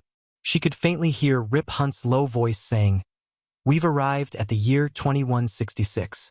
This is the final battle, oh my God." Before he could finish, Thea felt an immense amount of energy surging out from the depths of her soul. Countless blinding lights filled her body. Whether it was her blood vessels, bones, lymph, or cells, everything was bathed in a blinding white light. The incalculable amount of energy instantly crushed the last bit of consciousness she had left to resist, causing her to fall unconscious. Chapter 158. Time seemed to be eternally unchanging. After an unknown period of time, she heard someone calling her in her dazed consciousness. The voice was gentle and beautiful, but the tone was not so kind. "Wake up, pighead. You big idiot, you're going to die if you don't wake up." Who dares to call me that? Do you want to die? Thea opened her eyes in a daze. Her gaze was unfocused, and it took her a while to see the person who was hitting her. Who is this? She had a white face and wore a somewhat retro robe. She was tall with a pair of long legs, light-colored eyebrows, and silver hair. Silver hair? Are there still people who dye their hair white these days? She glanced at the person's chest. There were two small buns. They were not big, but the shape was not bad. Thea moved her lips. Fortunately, her speech was not affected. "Big sister, who are you?" The silver-haired woman had an awkward expression on her face. She angrily grabbed Thea's collar and shook it. "Big sister? Don't you recognize me? It's me." Thea was confused. Is she really someone I know? She looked carefully, tried to recall, and repeatedly confirmed. "Who are you? And where is this?" "You're so stupid. This is the space of consciousness. I'm Arthas. Do you remember now? The silver-haired woman covered her head with one hand and said embarrassedly, Arthas? Thea's first reaction was, did I transmigrate to World of Warcraft again? No way. Just as she was wondering if her sorcerer's system was compatible with Dalaran's, she suddenly realized that the woman had mentioned the word space of consciousness. Since it was the space of consciousness, she must have not transmigrated. The identity of the silver-haired woman was obvious. Arthas. That dumb and adorable guy? Sia said as she gestured with her right hand to show that she was on all fours. Arthas's face darkened. That's a turtle, right? I can see part of your thoughts. Don't think I don't know what you're thinking. Tui tui tui tui. Ha! Thea recognized this iconic action. As expected of my cute pet. But she was so cute when she was young. Why is she not likable when she grows up? By the way, how did you grow up? Isn't it going to be exposed to the sun for a long time? Thea felt a little wronged. No one would associate this silver-haired beauty with the little unicorn that had just been weaned. There was a limit to one's imagination. You're the one who's exposed to the sun, not a dead pig.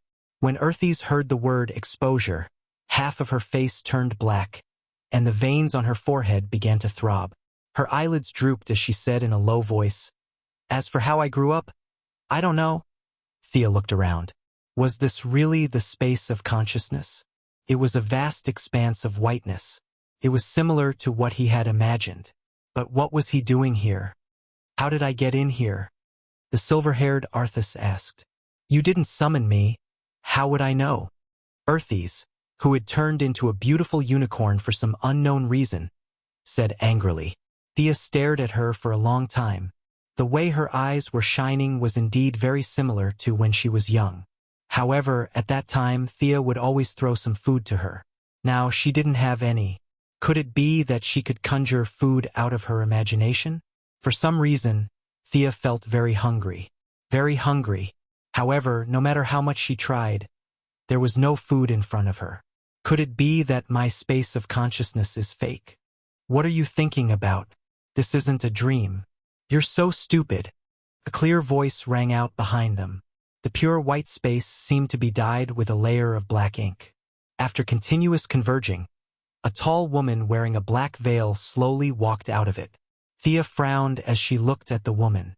She knew this woman because other than her black hair and eyes, she looked exactly the same as her. Even though she had some guesses, she still asked carefully, Who are you? The woman in the black veil blushed and the corner of her lips twitched. You've done so many things with me, and you're asking me who I am. Thea hurriedly shook her head. Wasn't it to test your limit? She thought for a long time but still couldn't figure out what your was, so she could only vaguely say it. Looking at the unicorn beauty and the woman in the black veil standing on opposite sides, it was clear that they didn't like each other. The unicorn was a silly girl. This was the space of the bloodline mark, not Thea's space of consciousness. In theory, she was the guest and these two were the hosts.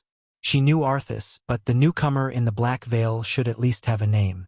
Using hey or hey to address her obviously wouldn't work.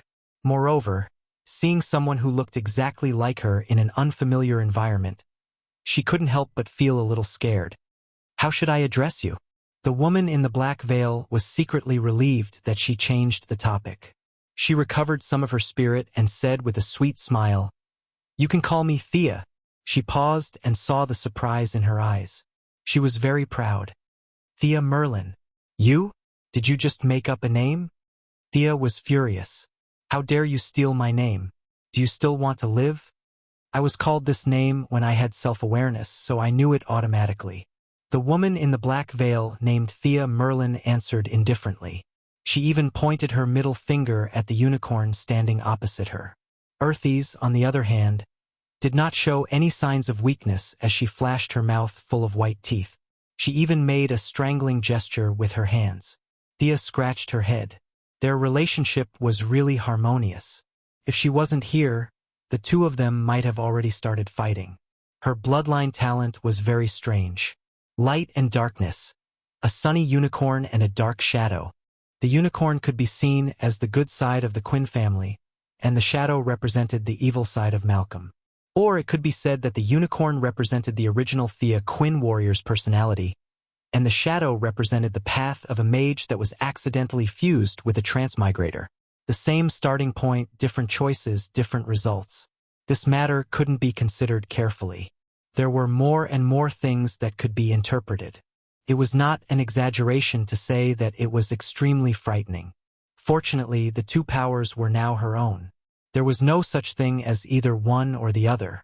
She interrupted the two people, beasts, who were about to fight loudly. "Stop fooling around.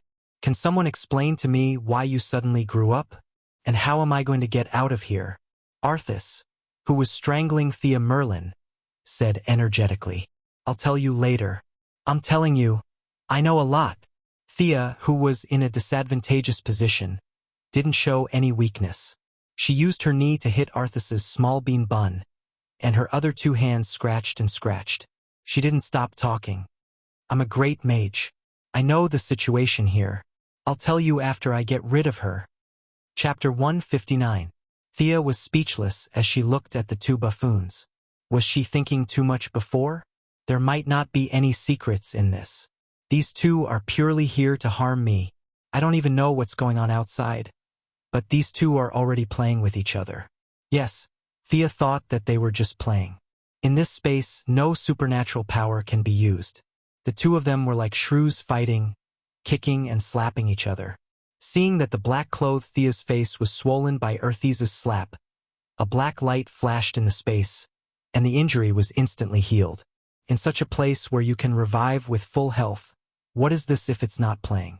Seeing that they were not going to stop, Thea hurriedly went up and pulled them away, because in such a short time, she felt that she was getting hungrier and hungrier. Could it be that their injuries are consuming my physical strength? Thea, who had read a lot of books, automatically came to this conclusion. If I let them fight for a while, I won't die, right? Stop. Thea had just pulled the two of them away, when Arthas took advantage of the fact that Thea's back was facing her. She kicked the black-clothed Thea again, and then proudly ran away alone. "You bastard! You actually helped her hit me." The black-clothed Thea bypassed her and continued to chase after Arthas. "Oh my God! Save me, old man!" Thea looked up to the sky and roared. How much sin did I commit in my previous life to meet these two? Then the three of them entered the stage of a chase. At first, Arthas was leading, the black-clothed Thea was chasing, and Thea was persuading at the end. At other times, the black-clothed Thea was taking advantage of the situation and running in front. Arthas was chasing after her while spitting saliva, and Thea continued to persuade her from behind. Thea spent a lot of effort to appease these two immortals. In the process, they signed a lot of unequal treaties, such as promising to buy delicious food for Arthas in the future, and not continuing to ask the black-clothed Thea to do those indescribable games. All right, stop messing around. Thea felt like she was an auntie in a kindergarten, taking care of two seemingly mature but actually very young naughty children. She coaxed them and finally stabilized the situation. Damn it, after running for such a long time, the feeling of hunger was getting stronger and stronger. He had to get out quickly. I hesitated for a moment. Arthas doesn't seem reliable. I should ask Black Thea. After all, she has the surname of an archmage, so she should know more. Tell me, what happened? He pointed at Black Thea and asked. His words sounded very impressive. If he were to wear a police uniform and write these words on the wall, it would be even more impressive. Black Thea rolled her eyes at her. Our minds are connected. I know what you're thinking. Your imagination is really wild. Under Thea's awkward expression, she continued, if I'm not wrong, it should be because you passed through the time vortex that caused the current situation. Our strengthening condition is light. Broadly speaking, time is also a kind of light. It may only be a moment for you, but for us, it has been 150 years. Because of our unexpected growth, a large amount of energy has accumulated in your body. Before the energy went out of control, your subconscious pulled you into this space. Do you understand? Black Thea raised her chin at her and rolled her eyes at the faraway Arthas. Time is also light? What kind of theory is this? Although Thea did not understand, she did not want to dwell on these theoretical questions. She just wanted to get out as soon as possible. Then how do I get out? It's easy to get out. Just focus your mind. However, your energy outside is about to go out of control. Have you thought about that? Black Thea looked at her original body as if to say, "You're about to die, hurry up and beg me." Thea valued life and death so much that she did not hesitate. She hugged Black Thea and cried. Her acting skills were so good that Arthas, who was not far away, was dumbfounded.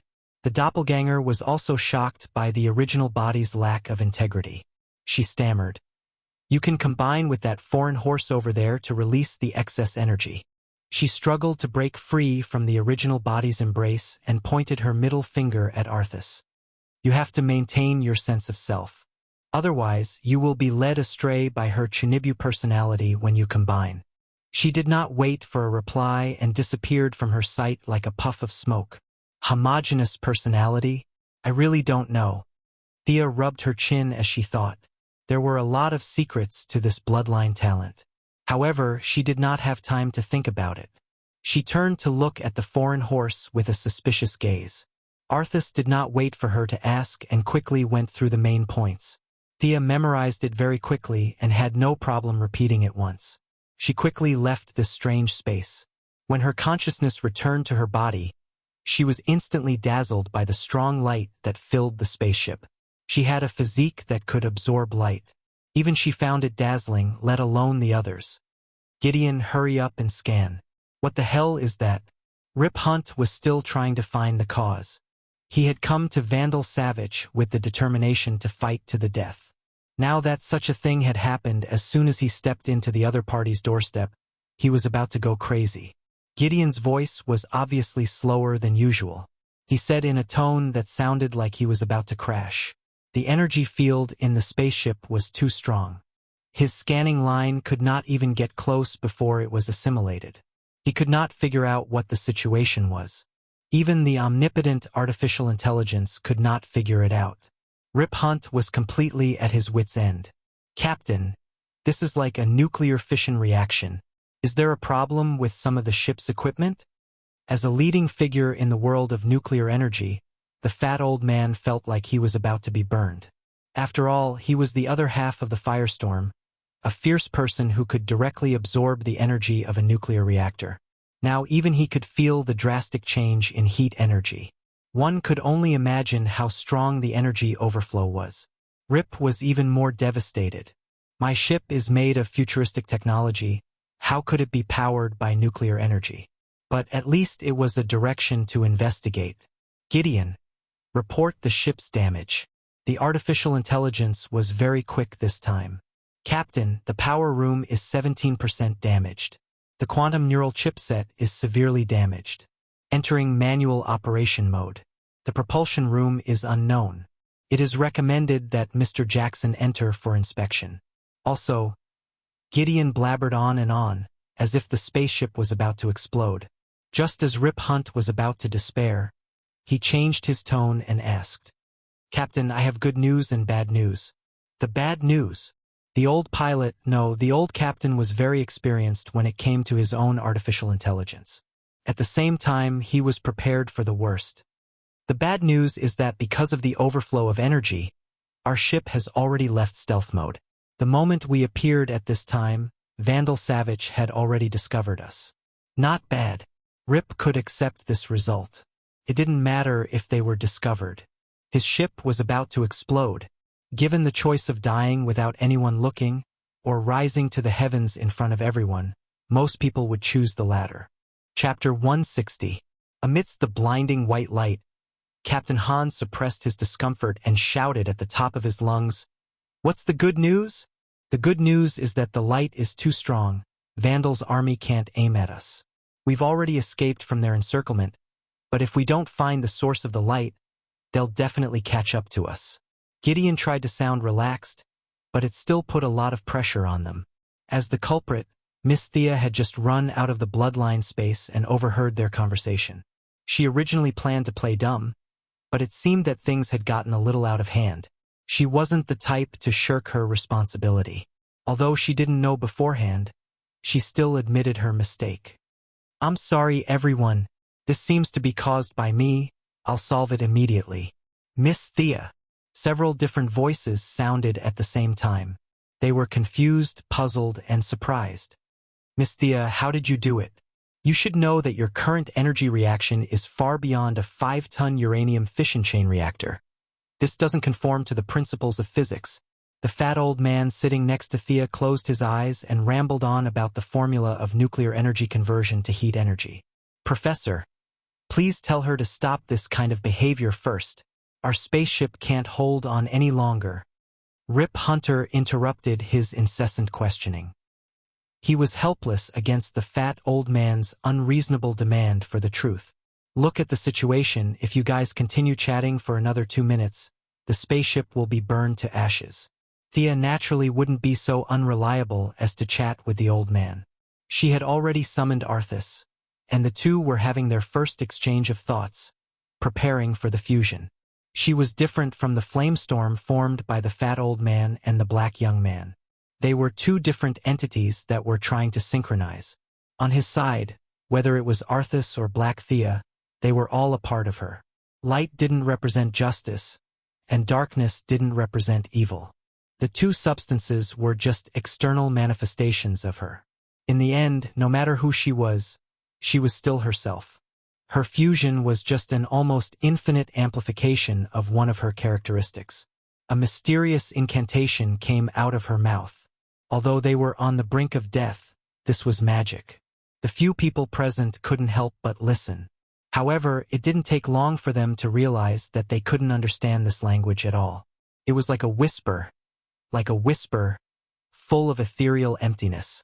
Every word could be heard clearly, as if someone was chanting it in their ears. Captain, Miss Thea seems to be emitting some kind of special sound wave. This frequency seems to produce a kind of inert wave. He was interrupted by Rip's words. The old captain didn't care about the theory behind this. He just wanted it all to end so that he could escape. Was he afraid that people couldn't see such a big light bulb hanging in the sky? Although Thea was in the midst of her first fusion and the incantation was a bit lengthy, she wasn't completely unaware of the outside world. She almost laughed out loud at Gideon's unrelenting attempt to use science to forcefully explain magic. It was a good thing that he didn't have a worldview, otherwise he would have shattered into pieces. Magic, as the name implied, was the language of the devil. In the beginning, humans continuously tried to communicate with the demon realm and finally brought this language to the material realm.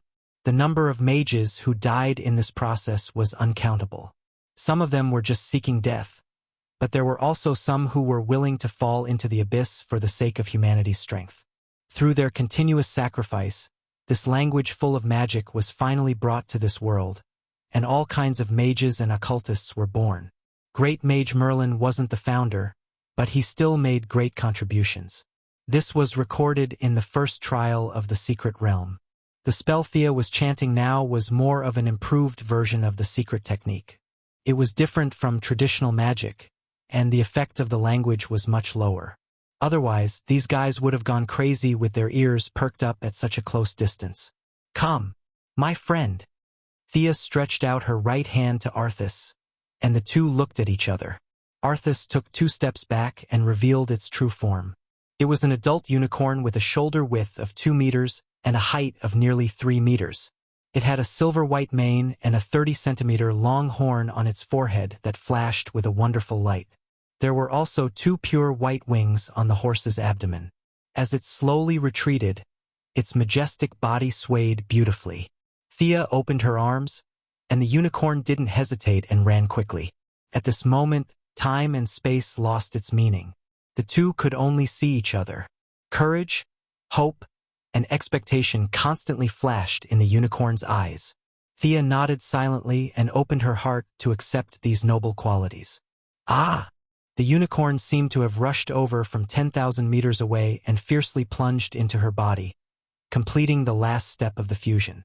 The huge kinetic energy made Thea unconsciously take 2 steps back. Magic power, an almost endless amount of magic power, from the depths of her soul, spirit, and body constantly poured out, and the blood flowing in her veins was completely replaced by the golden blood full of magic. Thea only felt that she could win, no matter who she faced. She could win. If the original level was set at 10, now it was 1,000. Compared to the Superman she met before, Thea didn't know if he used his full strength at that time, but she believed that she was now stronger than the Superman at that time. She might not be able to crush him, but she could definitely beat him. For a moment, she was smug, and couldn't wait to punch Superman, kick steel bones, and elbow the Martian hunter.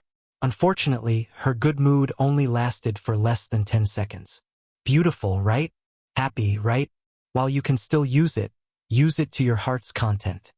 The unicorn transformed back into its human form in her consciousness, and the heroic and domineering aura it had just now was gone. Spoke lazily. What do you mean? Thea was a little confused. We're going to be invincible soon. Why are you pouring cold water on me? You know, you're also a part of me. The mystery of time is far beyond your imagination. No one can take advantage of time. You accidentally obtained power in this time and space. If you return to your original time and space, you'll be beaten back to your original form. Of course, you can choose not to return. Arthas spoke very slowly. In order to express it clearly, many words were carefully chosen, and the tone was much more serious. If she returned, she would be beaten back to her original form. If she didn't return, she could be the king of this world. Thea hesitated for a second before making a choice. She had to go back. Her family and friends were all there. The heroes in 2166 had all died of old age. No one would appreciate her being invincible. Sigh. She sighed. No matter what, she enjoyed it in advance. She would slowly bask in the sun when she returned. She didn't know if she could reach this level of power in her lifetime. Don't worry, you and I share our lives. We can live for at least 4,000 years. Thea felt much better after hearing that. For 1,000 years? The tree on Superman's grave must have died of old age. That's great. That's beautiful. Chapter 161. Although her mind was wandering, her hands didn't stop. She kept chanting spells and gradually took back the dissipating energy. It was unrealistic to directly take it back into her body. The energy was too violent, and she didn't dare to absorb it without purification. Captain, Miss Thea has controlled the energy source. We're saved. Gideon's tone returned from the slight urgency just now to the usual calm tone. Well, why do I feel like everything is still white? Miss Thea, please hurry up. Rip Hunt's heart was about to break into pieces. If he had known this would happen, he wouldn't have let Thea on board. She was too much of a troublemaker. Thea was busy carving the magic circle.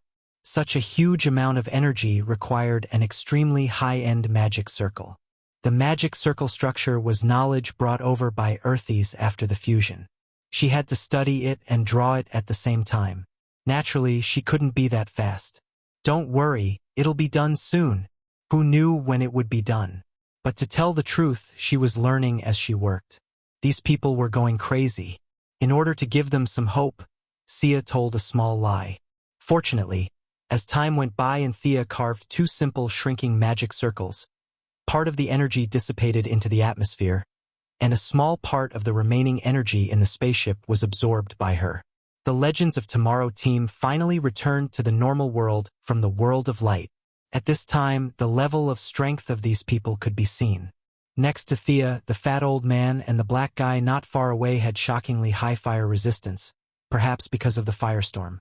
After the strong light disappeared, the two rubbed their eyes and recovered.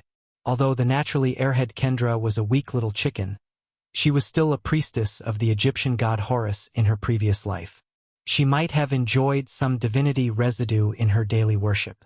Although the residue didn't affect her combat ability, it was extremely resistant to all kinds of abnormal conditions. She looked around in a daze, not knowing what had happened. The others were ordinary people. The Atom Man carried a suit with him and immediately put it on when he felt something was wrong.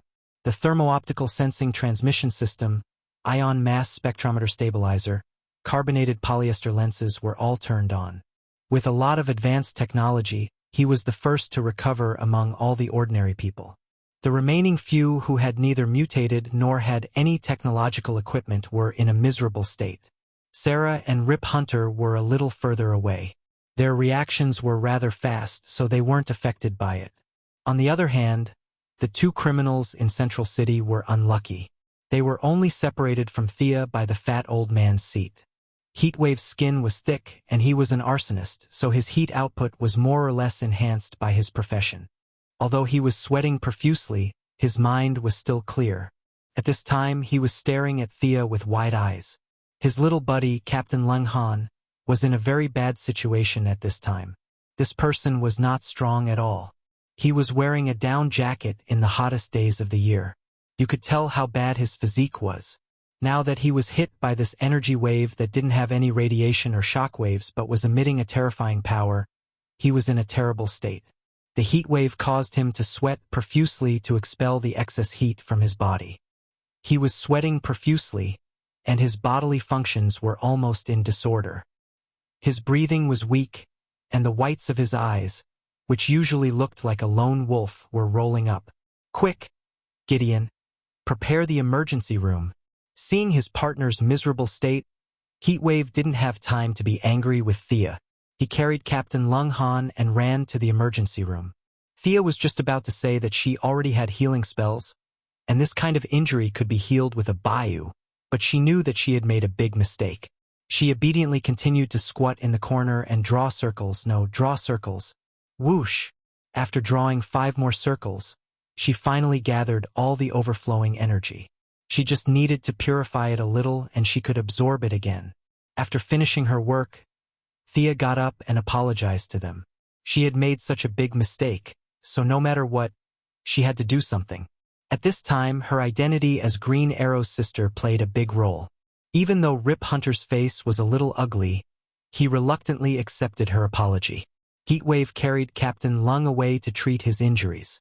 The rest were all heroes on the side of justice. Everyone was very magnanimous, or rather tolerant.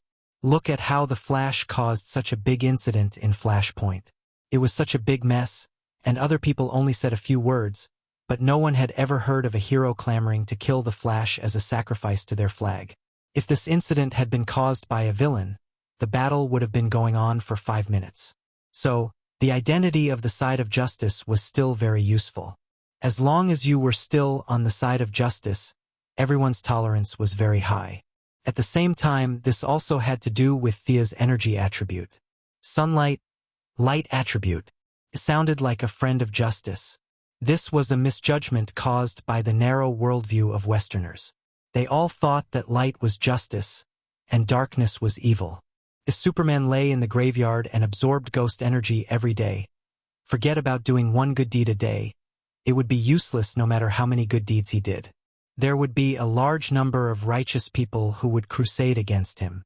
These people always liked to use their own inherent logic to measure everything. What was the same as their understanding was right, and the opposite was wrong. Thea couldn't comment on this kind of universal value, but as someone with vested interests, she wouldn't explain. "Thea, what are you wearing? And your hair?" asked Sarah Lance as soon as she regained her vision and noticed Thea's abnormality. The rest of the team looked over in unison.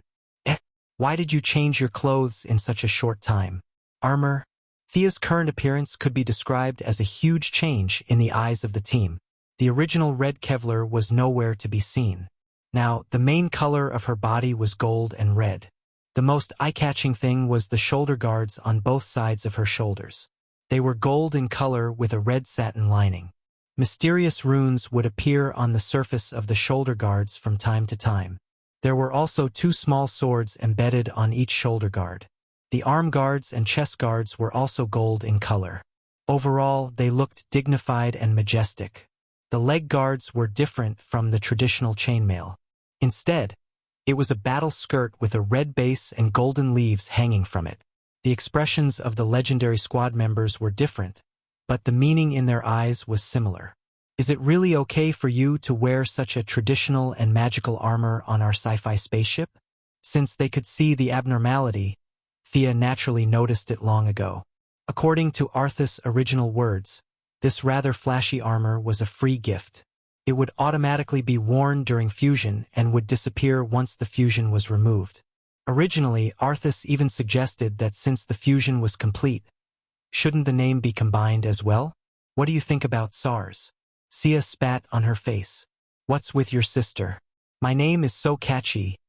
Sire, won't I be called Servanas in a few days? Are you cursing me to death? Thea rejected the name that could easily cause misunderstandings. Chapter 162. As the host, it wasn't impossible to refuse, but stubbornly refusing would easily lower the synchronization rate of both sides. So Thea had no choice but to compromise. For example, the silver-white long cloak behind her that dragged to the ground. A long cloak, a long cloak. Important things had to be said 3 times. Despite her reluctance, she had no choice but to loudly proclaim that she was also a hero with a cloak. To be honest, this cloak was very beautiful. It was similar to a combination of a Haori and a navy coat from One Piece. On the back of the cloak, there were countless golden threads depicting a winged unicorn flying high in the sky. Thea had secretly taken a look at it before, and it wasn't bad. The drawing style was realistic, majestic, and full of strength. If it was a cute spitting head portrait, she would rather die than wear it. Actually, this is my family's emblem. My fusion with Professor Stein and the others is similar. I only became like this because I fused with a creature. As Thea spoke, she showed the pattern on the cloak to them. Whether they believed it or not, this was the answer anyway.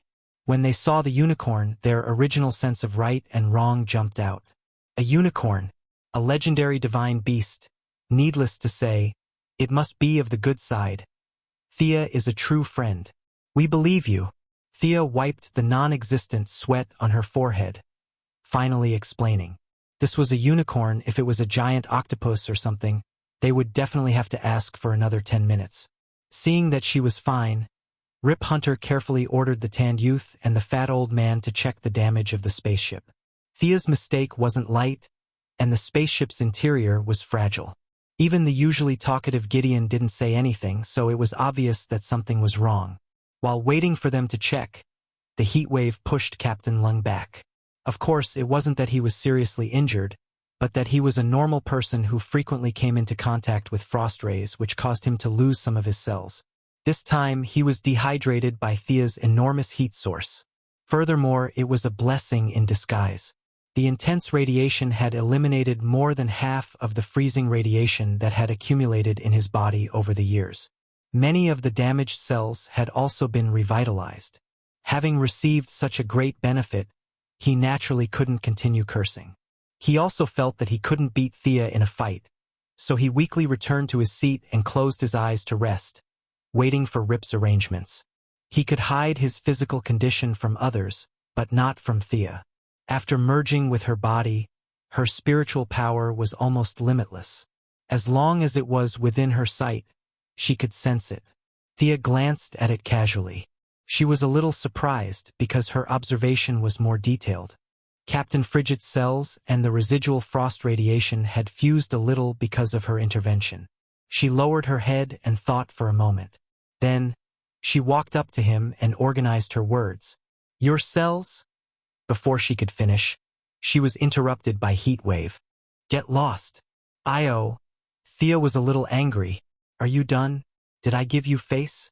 Her originally pretty face instantly changed. What did you say? I didn't hear you clearly. Say it again. Following her anger, visible ripples appeared around her. Floating objects were constantly suspended in the air, and the air seemed to show signs of freezing. Captain, the magnetic reaction in the air. Gideon's voice came from an unknown corner, but it was rudely interrupted by Thea. Shut up. Thea didn't say anything. She only looked at Heatwave coldly. She was now in an invincible position. Artificial intelligence, Vandal Savage, these people were no match for her. Heatwave wasn't an idiot. She had made such a big commotion. Although he was a little afraid, he had to admit that this person had one good thing about him, and that was his tenacity. He looked back at her without showing any signs of weakness. His meaning was clear. You can kill me if you want, but I won't bow down. Thea, don't. Sarah hurriedly came over to stop the two. In fact, she was mainly trying to stop Thea. Although Heatwave didn't admit defeat, he wasn't going to court death. His eyes were wide open, but he didn't move at all. Thea was very impressed with Sarah's future achievements. She still had to give her face.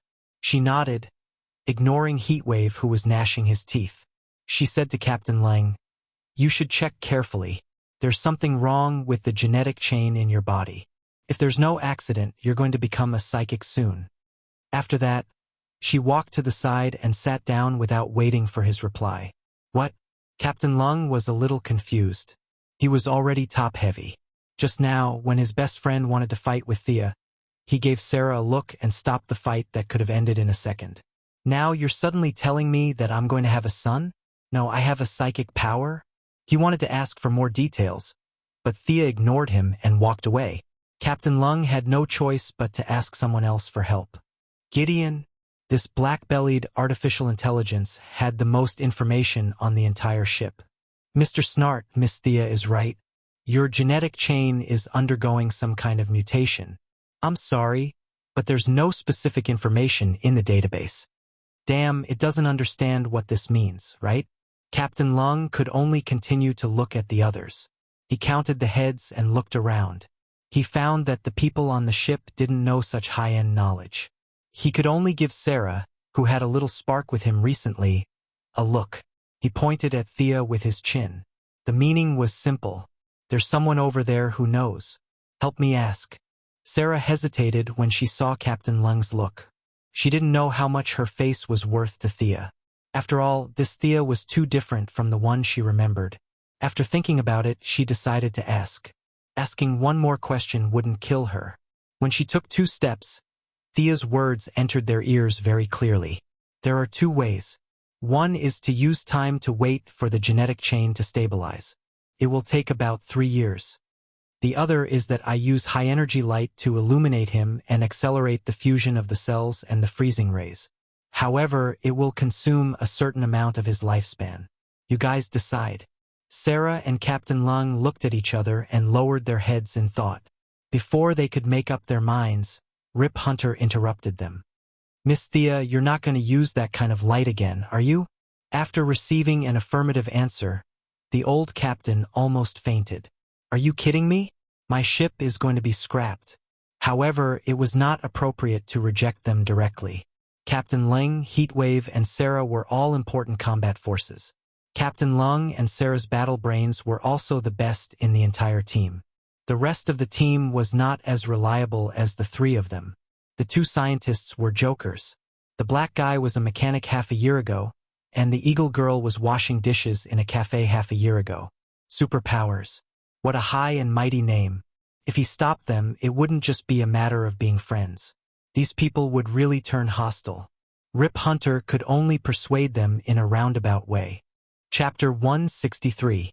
Hey, you guys. Shouldn't we avoid Vandal Savage's pursuers first? We'll discuss your matters after we land on the ground? No one objected to his suggestion.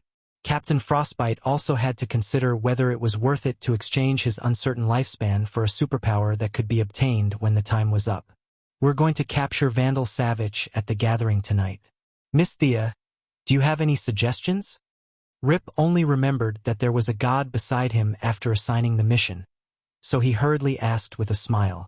Thea was now a little tired of these guys who had no superpowers but had lived for a long time. It was a waste of food. This Vandal wasn't even as good as a ninja master. This guy had lived for 4,000 years, and all he knew was throwing knives. He didn't know anything else.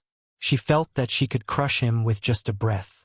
The difference in strength was so great that any strategy would be useless. However, Thea was still thinking about Gideon's trick. If she went over and killed the enemy in a matter of seconds, they would be able to pick up the head and loot the equipment. How could there be such a good thing? But on second thought, if she returned to her original time and space and was beaten back to her original form, it would be a waste if she didn't fight a few times with such great power. Her eagerness to fight washed away all her unhappiness. "I'll go with you." Thea said this very calmly, but her tone was firm and not one for discussion. Old Captain Rip Hunt couldn't wait for her to come along. He didn't refuse at all and finalized the plan of action. In the evening, Rip brought Sarah, Heatwave, and Thea, the max-level main account, to the gathering. Although Thea's son Mark's power would be weakened at night, her energy base was huge, so she didn't care about that little bit. Originally, Captain Frostbite was about to follow them, but Thea coldly said, "Don't touch the freeze gun." That made him retreat instantly. Before leaving, Rip was about to get a few Vandal guards' clothes so that he could blend into the gathering, but Thea stopped him. No need to go through so much trouble.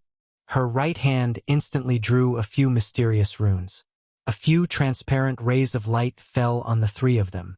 The three of them looked at each other and touched each other. They didn't feel any changes in their bodies. Darkness can make you invisible, but so can sunlight. My spell can continuously absorb light. Other than the few of us, no one can see you. Looking at their confused looks, Sia gave them a rough explanation.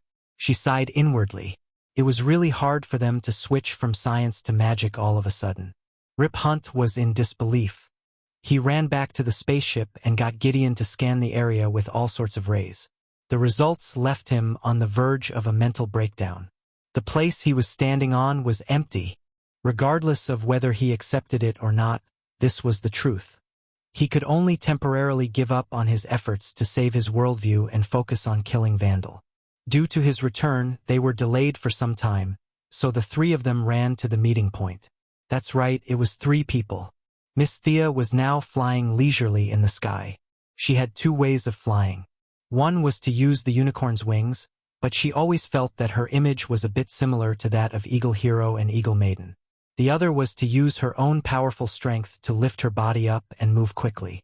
Although the second way was a bit rough, it was still pretty. Thea even purposely assumed Superman's classic pose as she flew around in the sky. Her super speed created afterimages that formed the letter V, then the letter I. Awesome!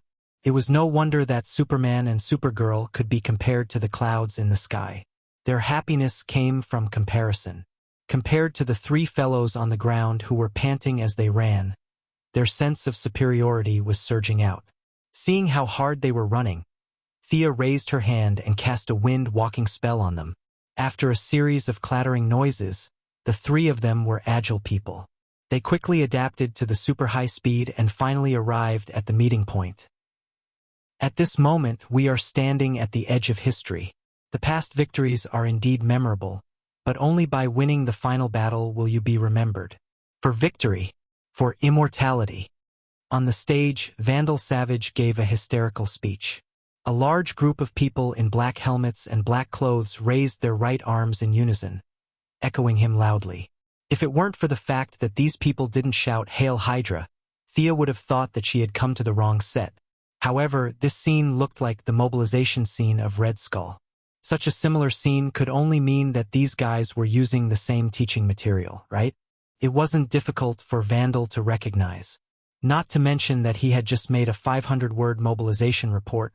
There were so many people in black clothes and carrying rifles. Only a man and a woman were standing in front with their faces exposed. Vandal was a priest, and considering his unrequited love for Eagle Maiden, the woman was automatically excluded. Although ancient Egypt was considered liberal, and there was nothing wrong with men and women, they weren't so casual with the gods. If 2 female priests were together, wouldn't the gods explode?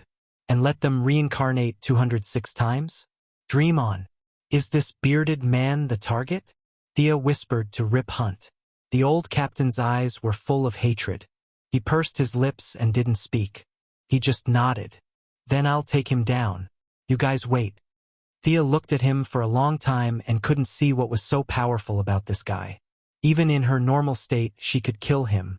This guy probably relied on his immortality to occupy a place among the villains. You! Rip wanted to say something, but Thea had already broken through the sound barrier and rushed in front of Vandal.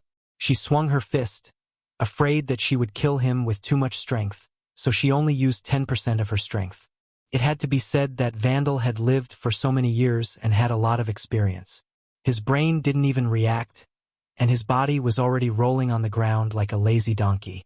Thea's probing punch landed directly on the guard behind him. The guard looked at the huge hole in his chest in shock, and fell to the ground dead without a sound. It wasn't until he lay on the ground that a large amount of blood began to flow from his wound. Go! Vandal grabbed the hand of the woman beside him, and at the same time took out a remote control and pressed it hard. Boom! Boom! The continuous explosions distracted Thea's attention. Out of the corner of her eye, she saw that the crowded square had suddenly become hell on earth. Large amounts of broken limbs were blown into the sky, and flames were gathering in the area from all directions. What's going on? This guy can see through my magic? Did he discover Rip and the others? But soon Thea understood that this guy didn't see anything. He was betting with superhero logic that she would save people, even if it was an enemy from before. This guy hit the nail on the head, and he was right. The heat wave didn't matter, but Sarah and Rip had to be saved. Chapter 164. Thea could only look at him in disdain and quickly fly back. Vandal laughed, thinking that he had succeeded. He pressed a switch on the side, and a hidden passage appeared. He pulled the woman into it. Heatwave and Rip were easy to find, but Sarah was small and the scene was chaotic.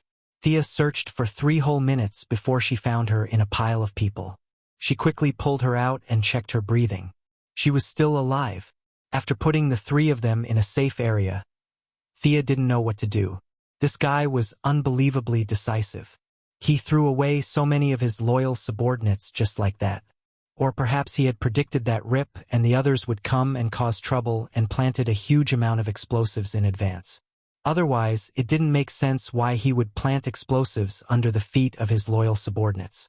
No matter how weird his brain was, he wouldn't do something like that. After him, Rip's morale was actually quite high. He ordered Heatwave to bring the unconscious Sarah back to the ship for treatment while he followed Thea to find Vandal. Thea was a little speechless when she saw Rip pull out the small pistol. You must have seen how powerful I am and wanted me to bring you to kill a boss. Your acting was a little exaggerated. You were too enthusiastic, but she had nothing to fear now. The sooner she dealt with it, the sooner she could go home. The 2 of them were very experienced. They went to the place where Vandal disappeared and began searching. The secret door's switch was quickly found, but when they flipped the switch, they saw a huge metal door. I didn't find any lock on it at all. This door is single use. Once it's closed, it can't be opened again. Thea kept using magic to check it. There was no password lock, fingerprint lock, or pupil lock. It was just a metal door that was cast in one piece. It was usually open, but closed at critical moments. The door could only be used once. This guy's brain was wired differently from a normal person. Had he been thinking about how to escape for the past 4,000 years? Blowing up all his subordinates to make a single-use door? No normal person would have that kind of brain. Rip Hunt fumbled with the door for a long time. He said uncertainly, "This is made from boron nitride and a large amount of osmium composite metal." He turned to Thea. "Can you break it? This is the strongest alloy in the 22nd century. How am I supposed to know?" Thea was a little depressed. She flew around the entire venue twice. Although she did not have the X-ray vision of Superman, she could still estimate the direction and layout of the underground passage with her magic antennae. The result of the observation could only be described as very good and very powerful. For some unknown reason, this Vandal had hollowed out the entire underground. The outer layer was thick rock, and the inner layer was made of a metal that Thea could not recognize. The innermost layer was made of the same material as the door. "This is a tortoise shell," Sia explained to Rip what she saw. "Do you have any weapons on your ship that can penetrate this shell?" Rip immediately contacted the Wave Rider, but the result was very depressing. Gideon's original words were that they could theoretically get through, but they were currently being chased by a giant emerald robot that was over 200 meters tall, so they had to think of a way to deal with it first. The handsome old captain spread his hands, indicating that he had done his best. The rest was up to her heroine. Phew! Thea let out a long sigh. She had been looking forward to a hearty battle, not a demolition. She could only contact Arthas, who was sleeping in the space of consciousness. Hey, stop sleeping. Do we only have armor? Did you bring your own weapons?" "Sister, I'm a unicorn, not a lion or a tiger. I'm a beast of peace. My weapon is only a horn, but our fusion is not deep enough, so you can't use it. Arthas said after understanding the general situation. The two of them had discussed the fusion before. The so-called deep fusion meant that Thea had completely accepted her values. This was something that Thea could not accept. She did not want to become an incomparably bright and naive justice person. She only wanted to be herself. It was not impossible to break down the door empty-handed, but it would be a little stupid. She did not have a body of steel, so she could not do such a crude job. Some technical means were needed. Although there were not many people who used the light element in battle, it was not impossible. Thea immediately thought of Admiral Kizaru's powerful skill, Kusanagi Cloud Sword. Her left hand was placed on her right wrist, constantly gathering the light elements in her body into her hand. With the concentration of a large amount of energy, Thea compressed it twice. The originally transparent mass of light gradually turned golden, and even faintly produced a trace of electric arc. Almost there, any more compression and it would explode. Thea stopped while she was ahead. Her left hand gently stroked the mass of light, and at the same time, both of her hands stretched out to both sides. In less than 30 seconds, an incomparably dazzling long sword was completed. She gently waved it twice. It seemed a little light. Fortunately, she was only using it temporarily, so she did not have to worry about its weight. Captain, stay away. Thea left this sentence and began to fly away. After flying for about 2 kilometers, she felt that it was about time. She changed her direction, raised the light sword high, and rushed towards the metal door with all her strength. A huge sonic boom had just sounded, and she had already rushed forward, stabbing the metal door with the sword. The earth shook, and the whole land was shaken by her violent impact. The light sword was instantly broken, but the impact still caused incomparable damage to the metal door. The previously smooth and thick door was violently hit by her, creating a large hole with a diameter of 2 meters and a depth of half a meter. Thea rubbed her head and stood up, carefully observing her results. There was only one conclusion. This door was too damn thick.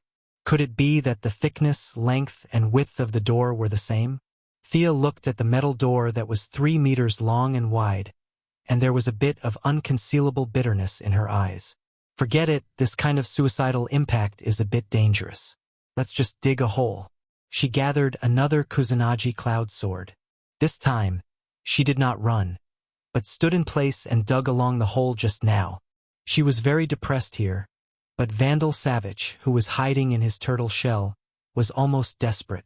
At first, this bunker was designed by his most outstanding civil engineer, who used a lot of manpower and material resources in the city to build it. The cost was simply incalculable. But just now, Sia's attack had shaken the shelter that he thought was impenetrable.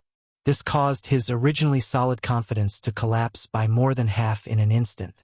Following that, Thea did not stop digging. The sound of her digging could not be hidden from him. He called up the real-time monitoring of the indoor computer and found that the overall damage of the metal door had reached 45%. The enemy was about to come in. It was not that he had not encountered such a powerful enemy in his 4,000 years of life, but as far as he knew, those superheroes should have died of old age. Where did this guy come from today? Chapter 165. As Thea's actions became faster and faster, he became more and more anxious. He looked at the few staff members around him with a murderous gaze and pulled out a throwing knife at lightning speed. With a few dull thuds, he killed everyone in the room except for himself and the woman beside him. "Father, what are you doing?" The woman asked her father, who she used to worship, with a puzzled expression. Vandal walked over and gave her a loving hug. He whispered in her ear, "Daughter, I'm sorry." His gaze quickly turned from gentle to ferocious. A dagger with a strange pattern was stabbed into her abdomen and stirred twice. Why?" She fell into a pool of blood with deep confusion. "I didn't want this to happen. This is your fate." Vandal closed his eyes and turned his back to his daughter, who admired him. Not long after, he returned to normal. He pulled out an unconscious young man from a compartment in the basement. If the legendary squad were here, they would definitely recognize that this was the Hawkman who died not long ago. the reincarnated lover of the Hawk Girl. For the legendary squad who traveled through the river of time, only a few months had passed. But for Vandal, it was a solid 100 years. He spent a lot of effort and found this young man 30 years ago, the 207th reincarnation of the Hawkman. Listening to the vibrations outside the door that were getting clearer, he did not hesitate anymore. He lowered his head and dipped it in his daughter's blood and drew an unusually complicated circle on the ground. Time passed by slowly. Vandal's daughter had completely breathed her last. The blood that flowed out of her body turned from bright red to dark red. Finally, just as the blood was about to coagulate, he finished drawing the circle. Panting heavily, this circle consumed a lot of his energy. There was no room for mistakes. Even with his 4,000 years of experience, he drew it with trepidation. Fortunately, he finished it successfully. The blood of a loved one. Vandal chanted the first half of the ritual softly. As his voice was transmitted to the circle, the pattern drawn with blood instantly came alive. There were bursts of light flashing in it from time to time. Thea, who was still digging outside, immediately felt that something was wrong. This was too wrong. The air was filled with a restless aura. The birds on the nearby branches had collectively flown away. Should they continue digging or observe the situation? Thea asked for Rip Hunter's opinion. Even though Rip didn't sense anything, the two quickly came to an agreement. A gentleman wouldn't stand under a collapsing wall. Let's watch from afar. What if the enemy used some kind of suicidal move? How dangerous would that be? At most, he could just travel through time again. It was not a big deal. At this moment, Vandal could not care less about the enemy's escape. His ritual had already entered the second stage. The blood of one's kin and the life of one's enemy are all contributed to the two ends of the scale. Me, High Priest of Horus, Vandal Savage, praise for the gaze of my lord.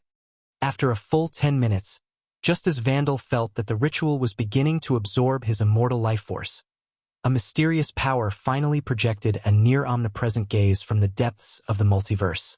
This line of sight was very faint and weak, almost between existence and non-existence. It barely sent a signal to Vandal with praise and encouragement. Vandal was about to die from exhaustion. His life force had been greatly drained. If it had been an ordinary person, they would have died long ago. He was cursing in his heart. I haven't used it once in 4,000 years. It's so difficult to summon you for the first time. Can you do it or not? But the arrow had already been knocked. He trembled as he completed the last step of the ritual. He reached out a hand and aimed at his left eye. His heart was full of hesitation. There was no small matter when it came to the gods. As long as he sacrificed it, the eye would not grow back even if he was reborn. But his hesitation was immediately felt by the gaze. The message sent became more and more impatient and dissatisfied. Gritting his teeth and stomping his foot, Vandal aimed at his left eye and dug it out. Ah! The excruciating pain almost made him faint. But he still had some rationality left. He threw the bloody left eye into the ritual. I sacrifice my eye. I pray for the guardian of the pharaoh, the symbol of royalty, the eagle god Horus, the eye of all worlds. Destroy these fugitives of time, the destroyers of world order. Vandal's last few words were almost roared out. There was no other way. He was too weak. His face that used to be 40 years old now looked like he was 80 years old. One had to know that he had maintained the appearance of a 40-year-old man for 4,000 years without any change. Now, a ritual had sucked away his nearly limitless life force. In addition, he had lost an eye and a daughter. His sacrifice was really too great. Thea naturally did not know about his sacrifice. Even if she knew, she would not take it seriously, because at this time she was already a little shocked. In the sky and on the earth, ancient sounds kept echoing. A faint eagle cry kept circling in everyone's mind. Rip Hunt of the Church of Science also saw that things were getting worse, but he did not know what it meant. He could only ask Thea, who seemed to know a lot. If it was any other question, Thea would not be able to answer. After the fusion, she only gained some knowledge about unicorns. That knowledge was passed down through her bloodline. Not only was there little, but it was also very biased. But Thea could still recognize the current scene. As the representative of the heavenly realm's creatures, even if she had not seen it, she had at least heard of it. Facing Rip Hunt's inquisitive gaze, she gritted her teeth and said with a bit of bitterness, "This is the omen of a god's descent. Walla walla." Rip Hunt could only hear the sound of his worldview shattering. "Are you kidding me? It's already the year 2166, we're already using space-based weapons, and you're telling me about a god? Aren't we living in an era of science and technology? Was all the knowledge I learned in school fake?" No one would know or care about the screams in his heart. Thea solemnly looked at the sky not far away. The clouds there were already covered by a kind of high-density energy. The air was constantly rubbing against each other, creating large amounts of electric arcs. Just as the energy gathered and finally reached a certain point, a pair of sharp claws suddenly reached out. Although it was very difficult and slow, as if the claws were tearing something, they still managed to tear a large hole in the energy. "Miss Thea, should we?" Rip Hunt received information from the Wave Rider. The Atom Man had killed the big robot sent by Vandal at the cost of serious injuries. The spaceship was quickly approaching and was preparing to make a strategic turn. Thea was not that anxious. After repeated comparisons, if this god was only at this level, she really did not have to be afraid of him. Gods sounded nice, but in reality, they were life forms that were much higher than ordinary people, so they were called gods. Comparing life forms, Thea was now a half-human, half-world creature. She was definitely inferior to him, but she was not afraid of him. Chapter 166. The pressure of a god had some effect on her, but it wasn't strong. Compared to Rip Hunt, whose lips were trembling and couldn't even speak clearly, Thea's performance was full of the demeanor of a strong person. "Captain, go and catch Vandal Savage. He's down there and can't resist anymore. As for this big guy, leave it to me." Thea was amused after she said that. It wasn't because she thought of a joke, but because she felt the excitement in her soul. She smiled with fighting spirit, and her blood was boiling. Finally, there was a worthy opponent. This was a real god. After a good fight, she wouldn't have any regrets even if she returned to the original spacetime. The unicorn felt her monstrous fighting spirit and took the initiative to let go of part of its body control, causing Thea's aura to increase by a lot. Rip Hunt also knew that he couldn't stop her and the unicorn. "If you want to fight, then fight. I'll go and catch Vandal first." He ordered the Wave Rider to start breaking the door, and it didn't take long before the door was blown open. He ordered the Atom Man, Sarah, and Captain Frigid to guard the house for the 3 seriously injured. The remaining Firestorm and Heatwave Hawkgirl followed him to catch Grandpa Vandal. The cumulus clouds in the sky were getting heavier and heavier. Although the pair of sharp claws used all its power to dispel spells, the effect wasn't significant. At this time, it didn't care about the dignity of a god. A hairy leg stretched out from the space and began to squeeze out with all its hands and feet. Thea naturally couldn't just stand by and watch. The villain could do whatever he wanted. She wasn't that stupid. Yes, she felt that she was justice, and the enemy was naturally the villain. That was what she thought and did. After communicating with the unicorn, the original unicorn pattern on the back of the cloak was replaced. Now, 2 large Chinese characters were displayed. Justice. Anyone who went against him was a bad person or a bad god. Run over and kick the enemy back. After thinking about it, she gave up on this tempting idea. The enemy's strength was unknown, and if she was dragged in, she wouldn't be able to cry. Since she couldn't engage in melee combat, she would have to fight from a distance.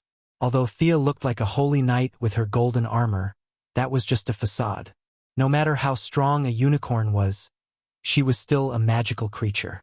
Her powerful magic was her only source of strength. Decruins of the Gusakasha. Thea immediately cast the strongest spell in the unicorn's memory. Not only did she use hand gestures, even the incantation was much longer than before. As the mana around her gathered, the entire place fell into absolute silence. She and Horus, who was about to cross over to the other world, were like 2 whirlpools, each of them madly absorbing the mana in the air. Horus was not an ordinary person either. Sensing the danger in his body, he exerted more force toward the opening. A small part of his falcon-like head was already exposed. His right eye shone brightly, showing the vast wisdom of a god. His left eye was filled with hatred and hostility as he stared fiercely at Thea. Although it was just a glance, Thea, whose power level was infinitely high, instantly understood the past. Horus' left eye was once passed down to the world. Later on, it was made into a divine artifact, the Eye of Horus. This divine artifact was personally found by him and offered to the god of the underworld, Osiris, for safekeeping. Now, his right eye was the original eye of his divine body, and his left eye was probably Vandal's offering. Could his right eye also be made into a divine artifact? Thea couldn't be blamed for thinking too much. His eyes seemed to be able to see through everything in the world. It was really tempting. Something that even the god of the underworld was interested in must be of a higher level than things like scepters and magic balls. No matter what the situation was, she must keep his eye. At most, she could just grab it and run away. As for Vandal's eye, she would leave it to him. Thea was afraid that she would have nightmares if she looked at his fierce gaze. After 3 minutes of chanting, the spell was finally ready. Perhaps this world was a technological world, but the casting of spells was extremely jerky. Otherwise, even if it was the first time Thea cast it, it wouldn't be so strenuous. Burning cloud. She pointed at the figure of Horus in the distance, and a large cloud of fiery red energy instantly covered the god who was trying to climb out. A large amount of heat and light energy gathered in the cloud, and countless explosions occurred every second. The energy after the explosion would not dissipate, but would gather and explode again in the sealed cloud. In theory, the energy could continuously gather and explode, and the enemy's injury would also increase the destructive power of the energy. Although the cloud seemed airtight to the outside world, Thea could see inside as a spellcaster. She didn't know what this god was thinking. Was it because he was too bored? He was so focused on drilling in this direction that he turned a blind eye to the explosion in front of him. A faint layer of light appeared on his body. Although it was so weak that it seemed like it could be blown out by a gust of wind, it persisted in the continuous explosion. Powerful. Sure enough, the power of spells would be greatly reduced against gods. This was the memory inheritance in Merlin's bloodline. His ancestors had most likely done something similar to what Thea was doing today. This was really a good family style. Since direct damage couldn't penetrate you, then let's try direct damage. As a modern person who had been influenced by modern science, her mind was much more active than the ancients. This time, there was no need for complicated spells. It was a pure contest of energy. Thea gathered all the light energy in her body between her fingers. After repeatedly compressing it, she pointed 2 fingers at Horus, who was still acting as a target. Magic Beam Cannon. Well, Thea felt that this move was very similar to the move of a certain national cartoon Demon King. The principle was similar, so she directly borrowed the name of the move. The spiral energy constantly accelerated the main energy beam. At first, the speed was not fast because the energy was too concentrated, but under the continuous acceleration, it became faster and faster. Thea and Horus were 2 kilometers apart, but this distance, driven by the spiral energy, almost broke the space barrier. Poof! The energy beam opened a small hole in Horus' divine body as thick as an adult's finger. Although this was not a serious injury to Horus, who was 5 or 6 meters tall, he could not accept being injured by a mortal. His eagle-like head roared in an unknown language. His entire body began to expand violently, as if he wanted to use this method to forcefully descend. What the hell, I only took a little bit of blood from him. Did he have to go berserk? Thea was definitely not lying. It was a drop of blood. A drop of golden blood flowed out from his wound. The wound healed very quickly and was repaired in an instant. However, the drop of blood fell to the ground uncontrollably. The blood of a god. Thea was a little tempted when she saw the drop point. Generally, this was the foundation of the protagonist's flight, not to mention that this was her own spoils of war. However, it was a little degrading for her to rush over like a hungry dog. In any case, she was now an opponent of the same level as him. Although the gods might not acknowledge her, she had to despise him on the surface and respect him in her heart. After memorizing the drop point of the blood, Thea did not stop and continued to fire. Poof! Poof! Poof! After 3 consecutive shots, Thea was exhausted. As a target, Horus was even more exhausted. Chapter 167. Thea had no time to pay attention to where the god's blood would land. They must be in the same area. The two were fighting in the air, and the Earth's rotation wasn't that fast. Huff! Huff! She gasped for breath. She had consumed a lot of energy, and her mental strength had decreased by at least 15%. After a few concentrated shots, she realized that she couldn't stop this god from entering. She wasn't strong enough to kill a god like killing a dog. She could only show limited attention to this god who wanted to squeeze in. She drew an incantation with her hand and summoned an owl, which pointed to a few spots in the distance. She couldn't let this god's blood go to the passers-by. There were too many such scenes in novels. 2 max-level characters fought until the ground shook and the sky shook. In the end, both of them were seriously injured, and the main character went to take advantage of the situation. Thea wasn't so selfless. She didn't care about people in 2008, let alone people in 2166. She would be angry if anyone dared to fight with her. She silently stopped in the air to recover her strength. She wanted to fight this god fair and square. Fortunately, Horus was busy and didn't use his mind-reading ability. Otherwise, he would have spat at her face. You opened 4 holes in my body? God's blood was different from human blood. Human blood could spurt out like a fountain, but God's blood could not do the same. Every drop of God's blood was extremely precious, and some could even affect a god's godhood. To a certain extent, this was an important indicator of a god's combat power.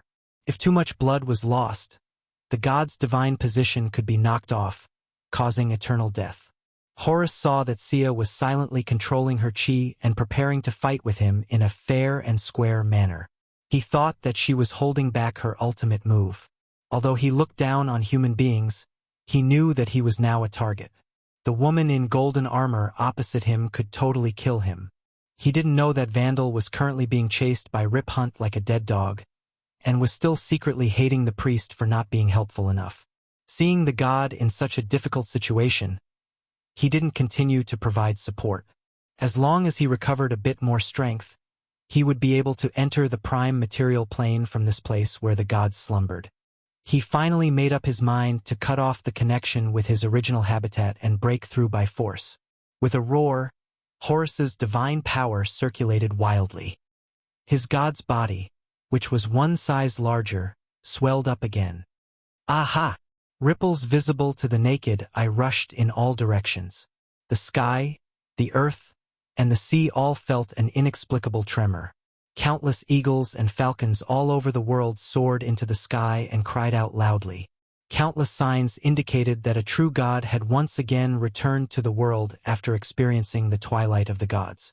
Naturally, Thea could also see these strange scenes. She could only say, "What the F***CK? What's the big deal about the background music?" The special effects of this person's appearance were enough to touch the heavens and the earth. "My name is Horus. I am the son of Osiris and Isis. I am the patron saint of Letopolis. I am in charge of all justice and law in the world. You should bathe in the glory of the gods and worship me under the supreme sovereignty. This is the gift of the gods.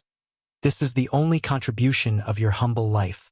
As for this person who didn't come out to fight, he first introduced himself and talked about his 8 generations of ancestors. Sia came to watch with the attitude of watching a show. But when he talked about worship, the humble life Thea was a little unhappy. Was he talking about her in a roundabout way? With a true god here, what are you waiting for if you don't bow? Hey, Birdman, it's a democratic society now. Your sovereignty was gone 4,000 years ago. Thea didn't dare to get too close. She didn't know what kind of attack this guy had. But looking at his bird head, no, eagle head, she could roughly guess that this guy must be very fast. Horus, who was 10 meters tall, dark, with the head of an eagle, naked upper body, and a linen sheet wrapped around his lower body, was stunned by her words. He couldn't help but ask, "Is the fourth dynasty over?" Thea nodded and said in her heart, "God, you are right. Not only the Ming dynasty is gone, but the Qing dynasty is also gone." Horus got his answer and was obviously a little stunned. He looked around. His divine thoughts swept across the land with a radius of tens of thousands of kilometers. The thousands of years of human civilization development and knowledge accumulation were all analyzed by him. He shook his huge eagle head with some dissatisfaction. It seemed that the development of this world was somewhat beyond his expectations. "Thou art the most powerful person among the humans. You are qualified to rest under my throne. Kneel down and accept my blessings. This is an honor that you can't imagine." Horus figured out the context of the changes in the world and was a little confused. He couldn't tell whether some changes were good or bad. But what kind of existence was he? He was a god. It could only be the world that adapted to him. It was impossible for him to accept the world. In the face of Thea, a time traveler who could hurt him, although he was a little annoyed, he was ready to recruit people and continue to build the kingdom of heaven on earth. In his impression, humans were unbelievably weak. If he were to condescend to rope them in, the other party would definitely bow down and worship him. As for why Vandal summoned him, he didn't care at all. Gods could order humans, but how could humans command gods? He threw Vandal's wishes to the sky without thinking. Thea was amused by him. What did he mean? The Prime Minister could hold a boat, but this god was better. Did he want to take her in without any grudges? "Please, we haven't fought yet. How can I just surrender? Also, where did you learn to speak like you're singing?" Thea had goosebumps when he sang. Thea repeatedly checked and didn't feel that this god was very powerful. Except for his appearance and his singing, there didn't seem to be anything special. In terms of energy intensity, Thea was a little higher. This guy looked powerful, but Thea felt that he was seriously injured and was summoned to fight before he recovered. According to the game data, this guy's upper limit of health and magic was extremely high. But now he only had a little bit of health left, and his magic was almost at the bottom. Compared to Thea, who had full health and magic, it was not certain who would win if they fought. Thea was too lazy to talk nonsense with him. They couldn't talk on the same channel. She mobilized all the magic in her body, accumulated momentum, and prepared to arm wrestle with this guy. Her sudden surge of momentum surprised Horus a little. Shouldn't this person kneel down and kowtow? Why did she look like she was going to fight? "I've already forgiven you. Why are you so stubborn?" Although he didn't understand, the majesty of gods couldn't be blasphemed, and he didn't bother to explain. "If you want to fight, then let's fight." Thea could see that he was very weak. Of course, he knew better. After being awakened from eternal sleep, he was in a very bad state. Even if an ordinary priest used the right process, at most it would attract his attention. The priest's ability was not enough to bring him to this world. Fortunately, Vandal Savage was not from Class 1. He was from Class 3. By crazily extracting Vandal's immortal life force, Horus finally entered the world that was once filled with the footprints of the gods after going through many hardships. Chapter 168. Horus had lost too much of his divine power, and many of his abilities that required a lot of daily consumption were not activated. Not knowing that his only remaining priest had lived for 4,000 years and had long been blinded by the bustling world, Vandal, who was walking uneasily, was cursing him in his heart. "Hurry up, to think you would have such a day." Rip Hunter kicked Vandal and urged him to quicken his pace. The old captain was in a state of great joy and sorrow today. Initially, Thea's man-made nuclear bomb almost blew up the spaceship, which was a great sorrow. Now, he easily caught the enemy of his life, which was a great joy. Without any scruples, Vandal was now so old that he didn't even need to buy a ticket to board the spaceship. He didn't have any intention of taking care of the old man and dragged him back to the spaceship like a sheep. The spaceship quickly took off. It had no choice but to take off. Horus was 10 meters tall and stood on the ground like an iron tower. Thea was also hovering at the same height, staring at him full of fighting spirit. These two could fight at any time and the ground was too dangerous. "Is this a god?" The Atom Man, who had been fighting with the giant robot, had been badly injured. Now that he had just recovered a little strength, he was helped by Kendra to the display screen to watch the news of the arrival of a god. This was not seen in Star City in 2017, and he looked at the tall and majestic Horus with some interest. It was unknown whether it was a coincidence or his gaze was too wretched. Separated by tens of thousands of meters and the spaceship's display screen, Horus's eagle eye quickly glanced at him, and there was a trace of divine power in his eyes. Ray Palmer was a purebred, ordinary person. Although he was tall and handsome, it was useless in front of divine power. Even with so many obstacles between them, when the gaze fell on him, he was still instantly seriously injured. Poof! A mouthful of blood spurted out, and his whole body fell straight down. Where are you looking? Although Thea didn't know that her temporary teammate had taken a blow for her, she still seized the opportunity when Horus was momentarily distracted. This guy's divine body was too resistant to magic, and the preparation time of the magic beam cannon was too long. Thea could only do what she was used to doing, and she charged forward with her lightsaber. Fortunately, this wasn't a game. There wouldn't be any situations where warriors couldn't use magic or mages couldn't fight in close combat. Thea didn't have any psychological burden for a mage like herself charging forward to attack. She gripped the 2-meter-long heaven-gathering cloud sword with both hands and stabbed forward. At first, Horus might have been afraid of the majesty of the gods, so he took a few of her attacks with his bare hands. The result of his carelessness was that he was pierced with 2 more holes. Helpless, he could only take out a golden scepter from the void. At the top of the scepter, there was an eagle spreading its wings, ready to fly. Scepter of Horus? Sia's gaze couldn't help but be attracted to the scepter, but when she looked at it carefully, she was a little puzzled. The scepter was more than 8 meters long, and Horus wielded it with such vigor that it was airtight. Was this what Vandal was holding back then? He was 8 meters tall and wielded an 1-meter stick. The scene seemed a bit fake. Thea believed that artifacts could be big or small, but would Horus make his weapons smaller for humans? She knew the answer just by looking at how arrogant he was. Thea once again used her high-speed movement to aim her sword at Horus' head. Horus clenched the scepter with both hands and swung it in the opposite direction. With a crack, both of them used almost all their strength. The result was that Thea's sword and Horus' scepter shattered at the same time. The lightsaber shattered into pieces, and the scepter also broke in the middle and fell into the ground. Thea understood. This guy's scepter was the same as her lightsaber. They were both made with his own energy. Without her weapon, she quickly retreated. It would take a few seconds to condense the lightsaber again, but Horus' scepter could be condensed at will. Thea's control of energy was far inferior to these gods who had lived for countless years. Human powerhouse, do you want to see the distance between you and the sky? Do you want to know how shallow you are? Let me show you the authority of the gods. Horus did not rush to attack. His divine power began to spread in all directions. Wherever the divine power passed, high-rise buildings collapsed instantly, and asphalt roads broke. The high-tech city, which was full of modern atmosphere, almost turned into a sea of sand in the blink of an eye. From time to time, sand waves rolled, and some sand waves rushed to a height of 100 meters. Most of the residents in the city had blank eyes, and the modern clothes on their bodies were replaced by linen clothes.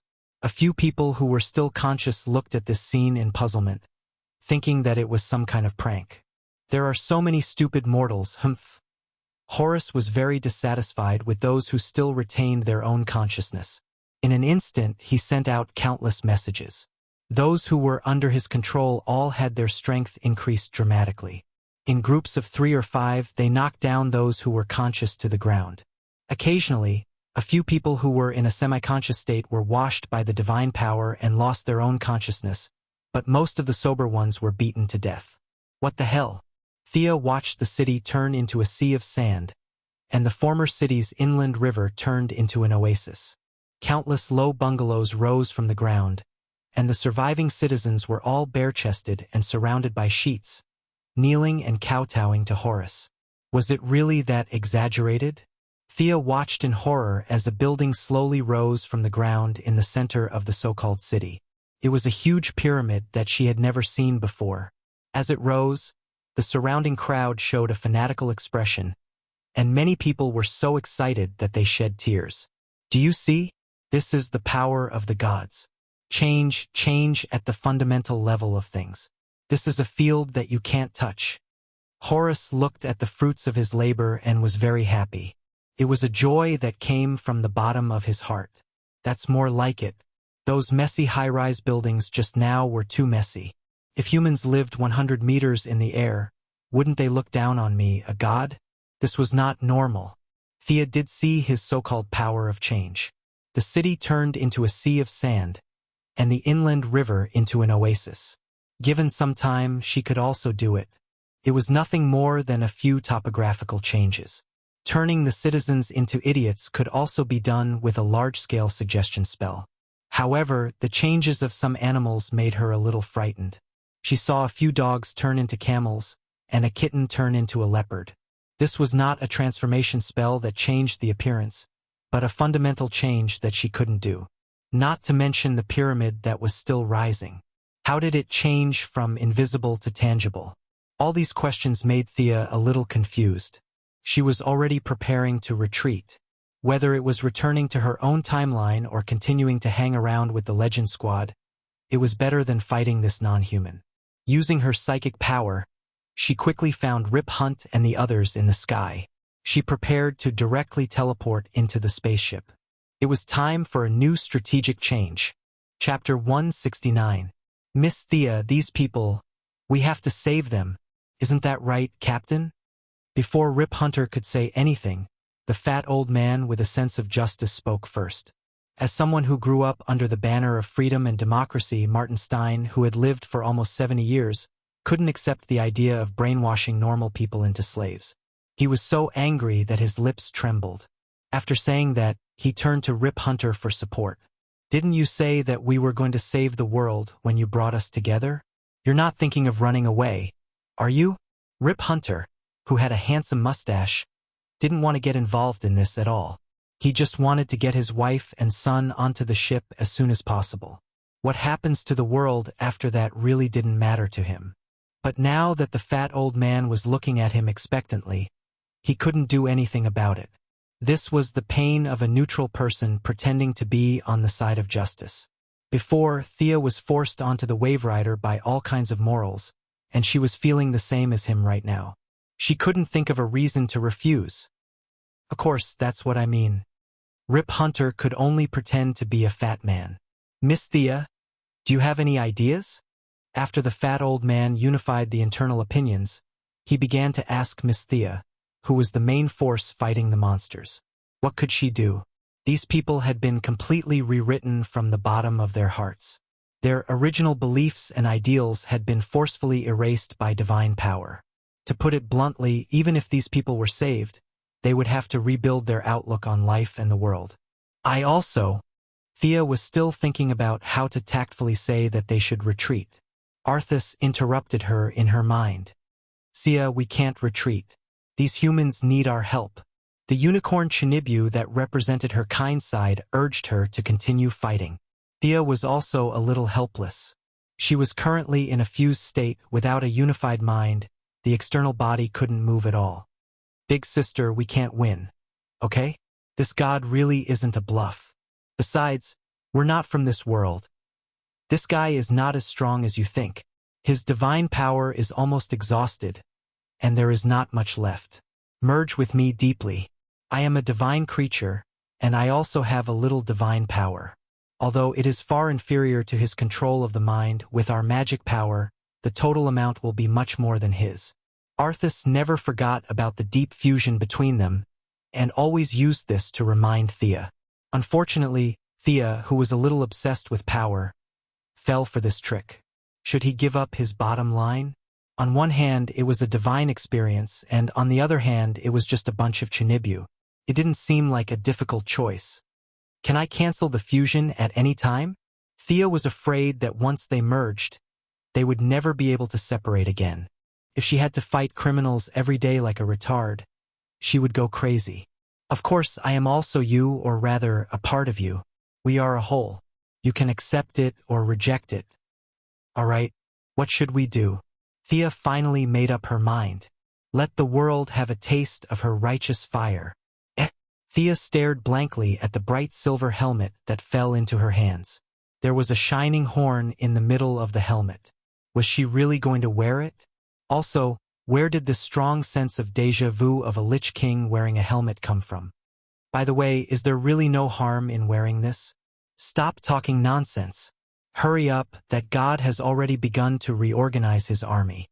Thea sighed and secretly said in her heart, I hope that the humiliation later won't be too great.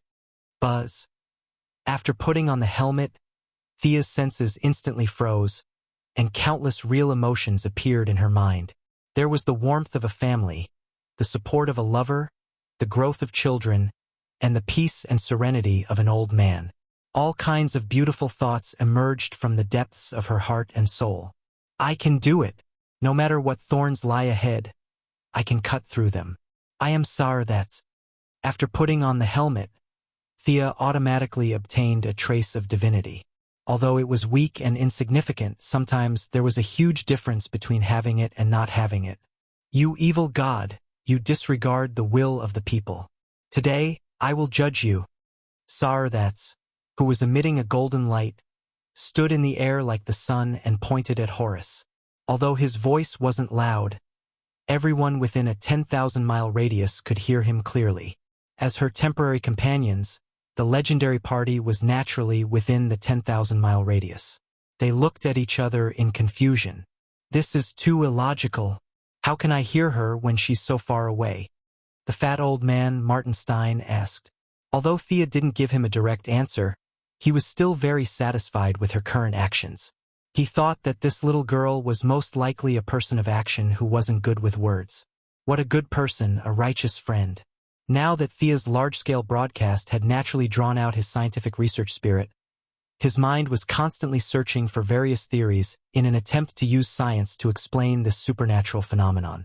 At this time, Sarah Lance, who had basically recovered, also rushed in front of the screen. She felt a little helpless, but more than that, she was puzzled. This Thea was like heaven and earth compared to the one she knew. Looking at her current state, even the Ninja Master and Damien Dark wouldn't be able to withstand a single blow from her. Thea, who was infinitely praised by them, was currently competing with Arthas in the bloodline consciousness space. Shut up. Shut up. Stop talking. Don't run. Stop right there. The two chased and fought, and Thea finally regained part of the control. She couldn't avoid the Chinibyu, but she could keep quiet. Let's see who's better with our fists. She couldn't make this group of people return to normal, but she could brainwash them again. Using the trace of divinity in her body as a foundation and a large amount of magic power, Thea began to communicate with the memories deep in her blood. It was the legendary final resting place of King Arthur, the Holy Land in Celtic mythology, the central belief of the ancient Druids, the ultimate Elysium in Wales, the legendary island that existed between reality and fantasy, the land of the afterlife and the afterlife, Avalon. Of course, the total amount of divine power needed to pull all the fantasy lands that had drifted to some unknown dimensional corner into this world. Let alone her, even Zeus would have to bring a large number of main gods with him in order to do so. This world that rejected magic and divine power was too stubborn. Even a powerful god like Horus had to spend a lot of effort to squeeze in, and the distance was too far. She couldn't even pull a brick in the fantasy land. But even if she couldn't pull the real thing in with the help of the bloodline, it was no problem to pull the projection of this fantasy land in. Originally, the attributes of Avalon were also inclined to the fantasy and dream type, and for things like projection, it had an innate advantage over the mountain paradise oak forest and the like. Thea pointed to a lake not far away and began to transform the ley lines. Chapter 170. Avalon was an island of dreams, and it had extremely strict requirements for the real environment.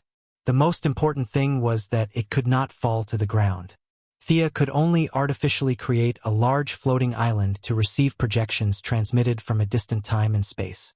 Her transformation of the land veins had caused a lot of noise. Horus was a true god, and his divine power was pitiful. Every little bit had to be carefully calculated and controlled. It was not an exaggeration to say that the transformation process was silent and moisturizing. Thea did not have this ability. She used a lower level of magic, and her control ability was much worse than Horus. In the end, it was like a construction site. Fortunately, her magic was endless. She could make up for the lack of quality with quantity. A large amount of violent magic poured into the earth. Soil flew up and sand filled the sky.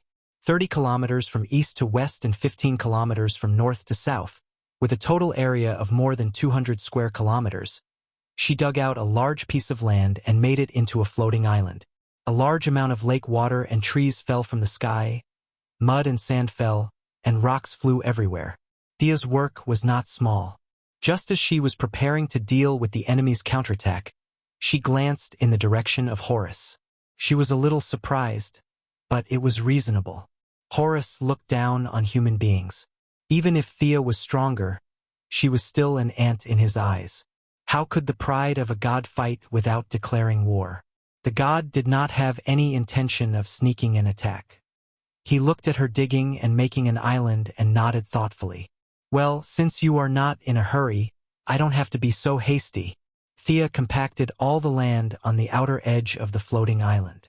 Otherwise, when Avalon came, the huge magic reaction would shake this load-bearing land apart. Everything was ready except for the east wind. Thea kept chanting, and this time the chanting was particularly long. The air was silent, and only her voice could be heard between heaven and earth. Boom! At first, the sound was very small, but as time went on, the frequency of the vibration became higher and higher. Even the pyramid that Horus had built was shaken, and a large amount of sand rolled down from the tower. Many brainwashed former citizens were also frightened by this invisible aura and looked around blankly. Just as Horus's huge eagle eye was carefully looking around. Come back, Avalon. The bronze-colored foggy island. The eternal fantasy land. Sia shouted. At this time, she was crazily outputting her magic power. The azure magic power around her rippled, and the sound of a harp could be heard. There was also the faint cry of a banshee mixed in with it. The originally bare floating island seemed to be shrouded in a layer of foggy air. It was impossible to see what was inside clearly. Only through the gaps in the clouds could one see the scenery inside. There was a forest, a lake, and an illusory palace in the deepest part of the island. The people on the spaceship were completely dumbfounded. No science could explain this phenomenon. The Atom Man, who was seriously injured by the divine eye, was a bit like a cockroach. After receiving some treatment in the medical room, he was concerned about the situation on the front line and was now watching the battle with his injury. Looking at the huge island that Thea had summoned in front of the screen, as a die-hard fan of the Knights of the Round Table, he was completely dumbfounded. Even if he didn't know at first, Thea had shouted it out, and it was the kind of regional broadcast type. Avalon, Ray Palmer whispered, his heart full of the excitement of seeing his idol. Captain and everyone, I need your help to deal with this evil god. Thea's voice was transmitted in the spaceship at the right time. Her words were full of righteousness and kindness. Even Superman was at the same level as her. From any point of view, she was the representative of justice and the savior of human freedom. I'll help, Jackson, let's go. The fat old man, who had been influenced by liberal and democratic ideology, was the first to respond to her call when he heard that they were going to deal with an evil god. He turned to look at his partner. The black guy was actually a little scared. The scene was almost like the end of the world. After all, he was still repairing his car half a year ago. He had only seen such an exciting scene before in his dreams. But looking at the fat old man's determined look, if he refused, he would jump out with a parachute and a rifle. So he could only nod. The two completed the fusion and turned into the superhero firestorm. Without saying goodbye to Rip Hunt, they flew out of the cabin door. I'll go help too. The Atom Man immediately put on his battle suit. Ray, your injury? Hawkgirl called him. It's okay. My battle suit has a life support system. It'll be fine. He hugged Hawkgirl and flew out with Firestorm. As for whether he was doing it for justice or to see his childhood idol, it was up to him to decide. Ray, Hawkgirl chased after him but couldn't catch up. She could only go back to the command room. She found Sarah Lance looking at her. "Send me down. I'll go help too." This was the helplessness of an ordinary hero with no abilities or technological equipment. If they wanted to help, they had to ask others for help. Rip Hunt played dead again and the team broke up. He said awkwardly, "We'll all go. We're legends." The bad guys didn't ask for their opinion, and they didn't object. It was an honor to be able to personally experience such an epic battle. It was indeed epic. Horus had organized an infantry phalanx. He had also summoned many fantasy creatures. Several 3-meter-tall eagle-headed giants that looked quite similar to him were wandering behind the team. Thea's side also had a large group of knights coming out of the swamp, forest, and fog. They were all in bright armor and had different weapons. There were long swords, short axes, and chain hammers. The two chose to fight in this way at the same time. Horus relied on his own control, while Thea relied on her massive magic power. Both sides were full of confidence. "What can we do to help? Just tell us." Several members of the Legends team came to Thea's side. In order to take care of their necks, Thea also landed from midair. Hearing their declaration of war, she lowered her head and thought. In fact, to be honest, the strength of the people here was only Firestorm and the Atom Man. The others could only say that they had no problem fighting ordinary people and wanted to participate in this kind of divine battle. "Horus, who are you? What kind of divine battle is this?" They were far from qualified. Glancing at Ray Palmer, who didn't care about his injury at all. He stared intently at the knights coming out of the forest and carefully identified them. "What the hell can you see?" Thea was a little speechless at his behavior. This was all a projection, and only a rough outline of a character could be seen. If the real person was transmitted, the magic power consumed would be completely disproportionate to the strength of the character itself. An ordinary medieval knight couldn't even defeat Sarah. So what was the use of him? She reached out and pointed at the Atom Man. Bursts of white light surged. "I'll suppress your injury first. Let's go back and treat it." After waiting for 10 seconds, the Atom Man didn't respond at all. Thea covered her head. This guy didn't hear it at all. Of course, she couldn't pour cold water on their help. Thea thought for a moment and said, "How about each of you play a Knight of the Round Table? I'll attach their soul projection to you." Before they could react, the Atom Man, who was in a daze, suddenly became energetic. "Really? Can I do it too? Why not?" After all, the Atom Man was the second to support her, and he came with a serious injury. His spirit was too precious. Thea pondered for a moment, drew a black fog from the forest, and pointed at Ray. "Knight Gawain, it's you." Chapter 171. Before Ray could understand what was going on, a cloud of black mist sprayed all over his face. It didn't take long for the fog to disperse. He was still the same person, but the frivolous and funny look in his eyes had faded a lot. His back, which had been hunched due to years of research, had straightened up. His entire appearance had changed greatly. Ray stood in place and kept moving his limbs. "Soon," he shouted excitedly, "I know swordsmanship now. I know how to use a spear." Haha. Thea face-bombed. He was still the same Joker. Thea could understand his excitement. This was a benefit. If Ray was in the game, he would have received a lot of cold weapon specialization notifications. This Joker was so obsessed with the Knights of the Round Table. This gift to him must be in line with the wishes of those heroes. Her magic was a dual-level spell. The caster had to make the initial selection. This was the first step. The combination of the hero and the main body was the second step.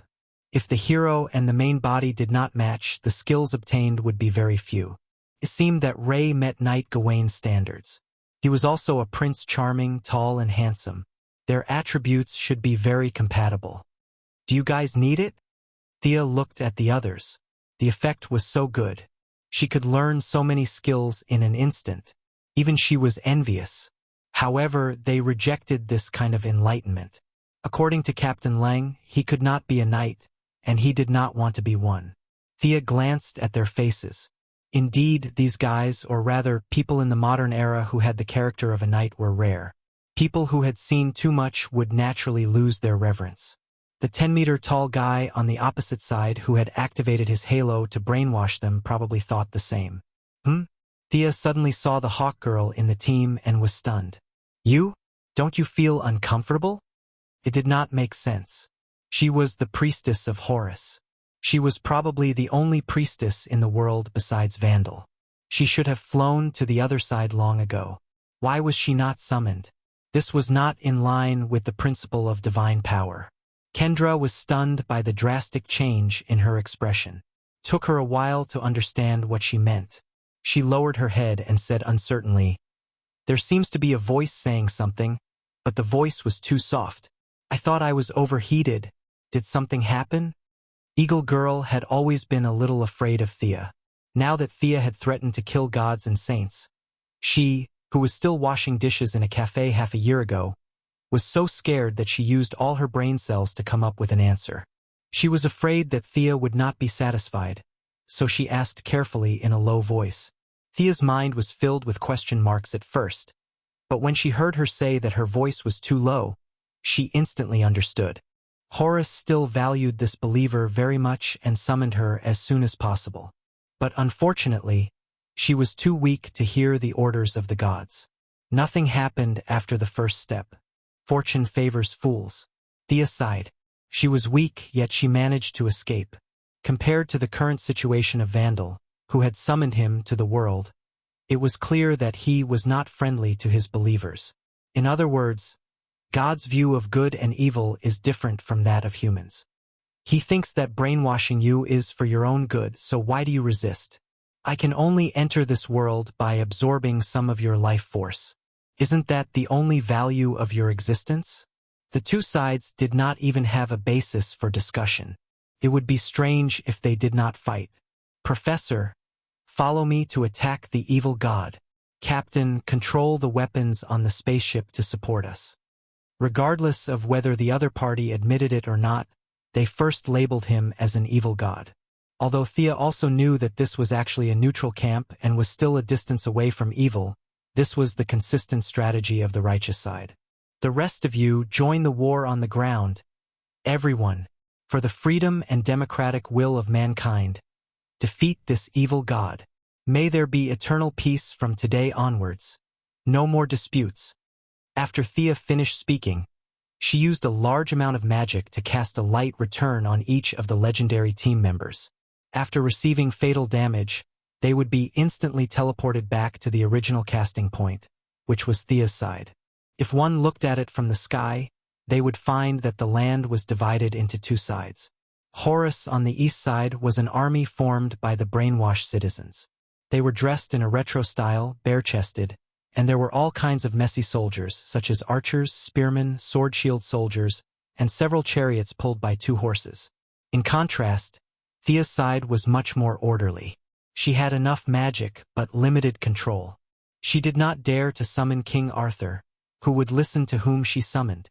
The number of knights was far less than the opponent, but the formation was well-disciplined. Ray, full of chivalry, was imitating Theoden's pre-battle mobilization in The Lord of the Rings, flying in front of the formation with a sword.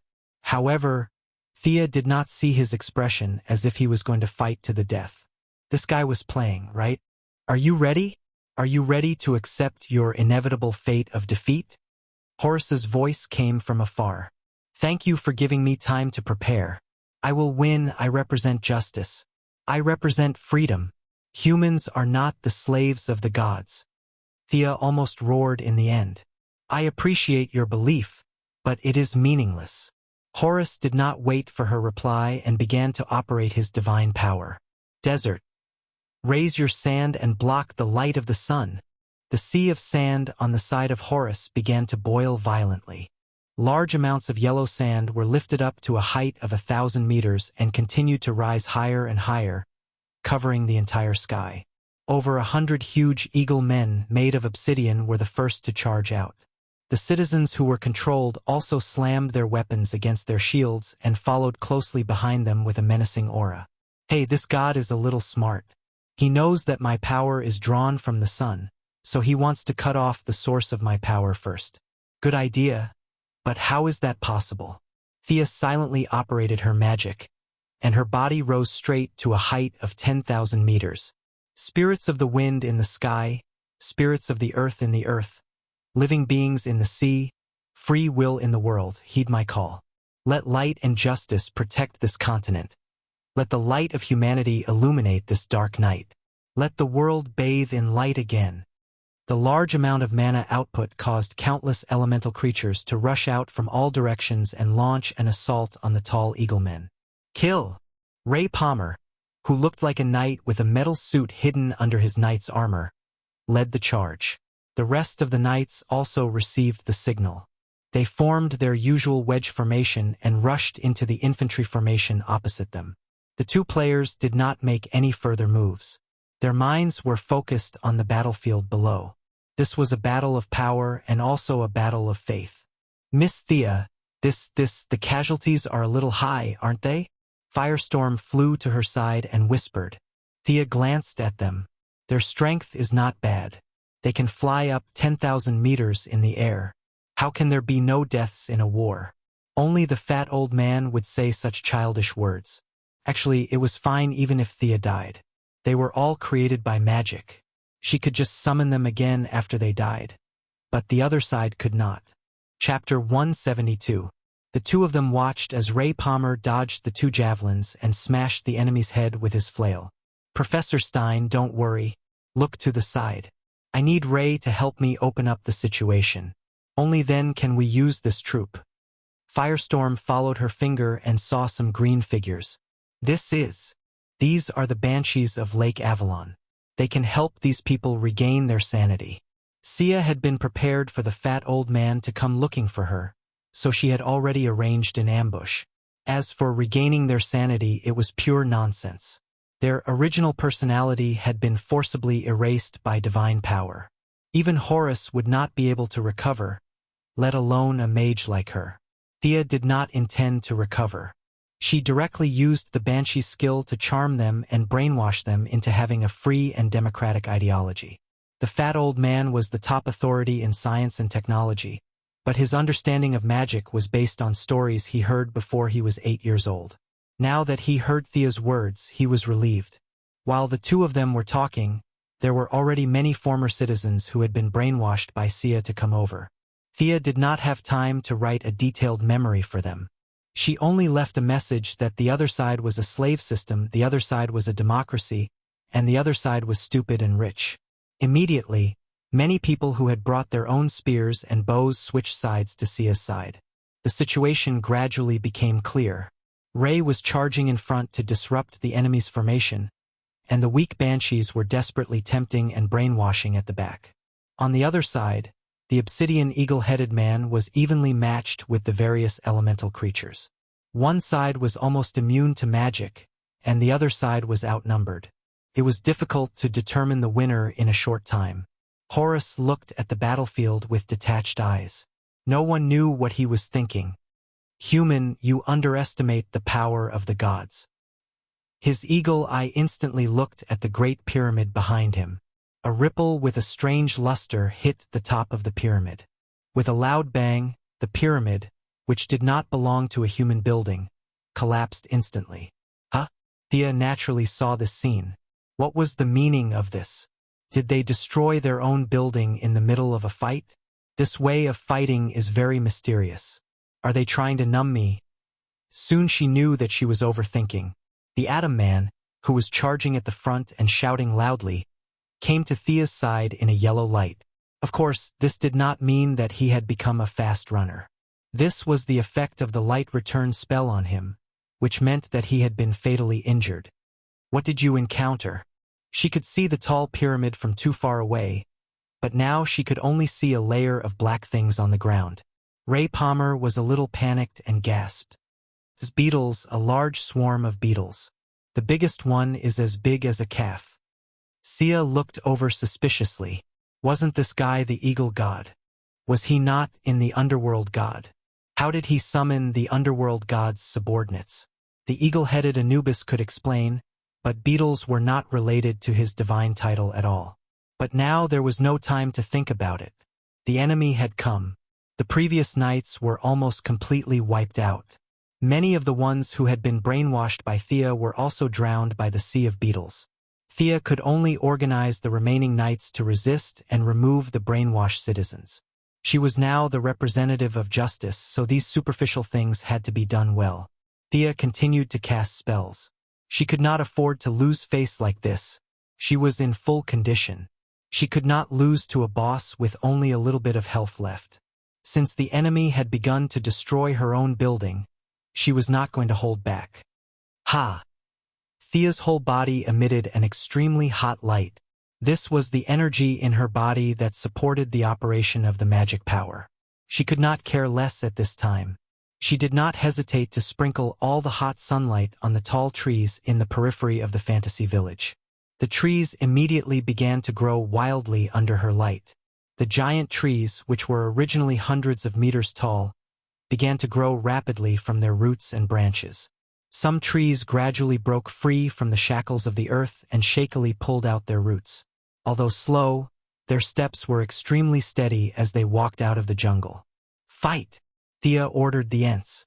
At the same time, she urgently summoned a group of knights to resist the attack of the sea of beetles.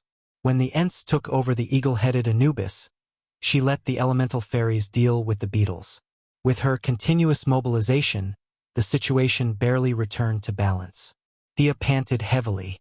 She had consumed so much magic that her forehead was full of sweat. She looked at Horus in the distance. "Why can't I see this guy's consumption? He's overdrawing his divine power." "Don't worry." Arthas' words did not make Thea feel relieved. Regardless of whether he was overdrawing or not, they could not hold on any longer. If the other party used 1 point of divine power, Thea would have to use 100 points of magic power to resist. She had been building infrastructure and pushing the troops for such a long time. Her magic power, which she thought was endless, was about to run out. The situation in the field could not be said to be good or bad. Although the giant Ents were powerful, the eagle-headed Anubis were not to be trifled with. The two sides fought until the ground shook and the mountains shook. The elemental fairies were still a little tired in the face of the endless sea of beetles. They could only use continuous self-destruction to buy time. The Atom Man returned to the spaceship to seek comfort from the Eagle Girl. It seemed that the narrow escape from death had frightened him. Firestorm had been desperately firing at the beetles in the air, but for the sea of beetles that covered the ground, his damage was almost non-existent. "Last hit, if it doesn't succeed, I'll run." Thea felt that she had done her best for the free world of 2166. If she could not win, there was nothing she could do. At worst, she could come back after she had mastered her magic power. After unsummoning all the knights in the field, she finally got some magic power back. After thinking about it, she directly replaced Avalon and all the banshees with a summoning circle, summoning a stronger creature on the original basis. As for what species it would be, Thea had no idea. The balance of the battle was gradually on Thea's side. Avalon slowly disappeared, the strength of all the Ents was greatly reduced, and the elemental fairies also seemed a little weaker because she had drawn a lot of magic power.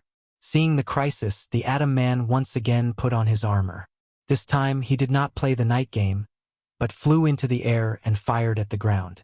The Wave Rider was also firing at full power to buy time for her. The firestorm had already triggered a large-scale explosion, eliminating a layer of the sea of insects on the ground. However, the effect was minimal and it did not stop the beetles for long. "Miss Thea, hurry up. Although I don't know what you're doing, we can't hold on any longer." The Atom Man, who was usually joking, was rarely serious. "Just a minute." Thea was also puzzled. What was she summoning with so much magic power? Fantasy Town was already a huge drain on magic power, but it was still so difficult to summon it. Chapter 173.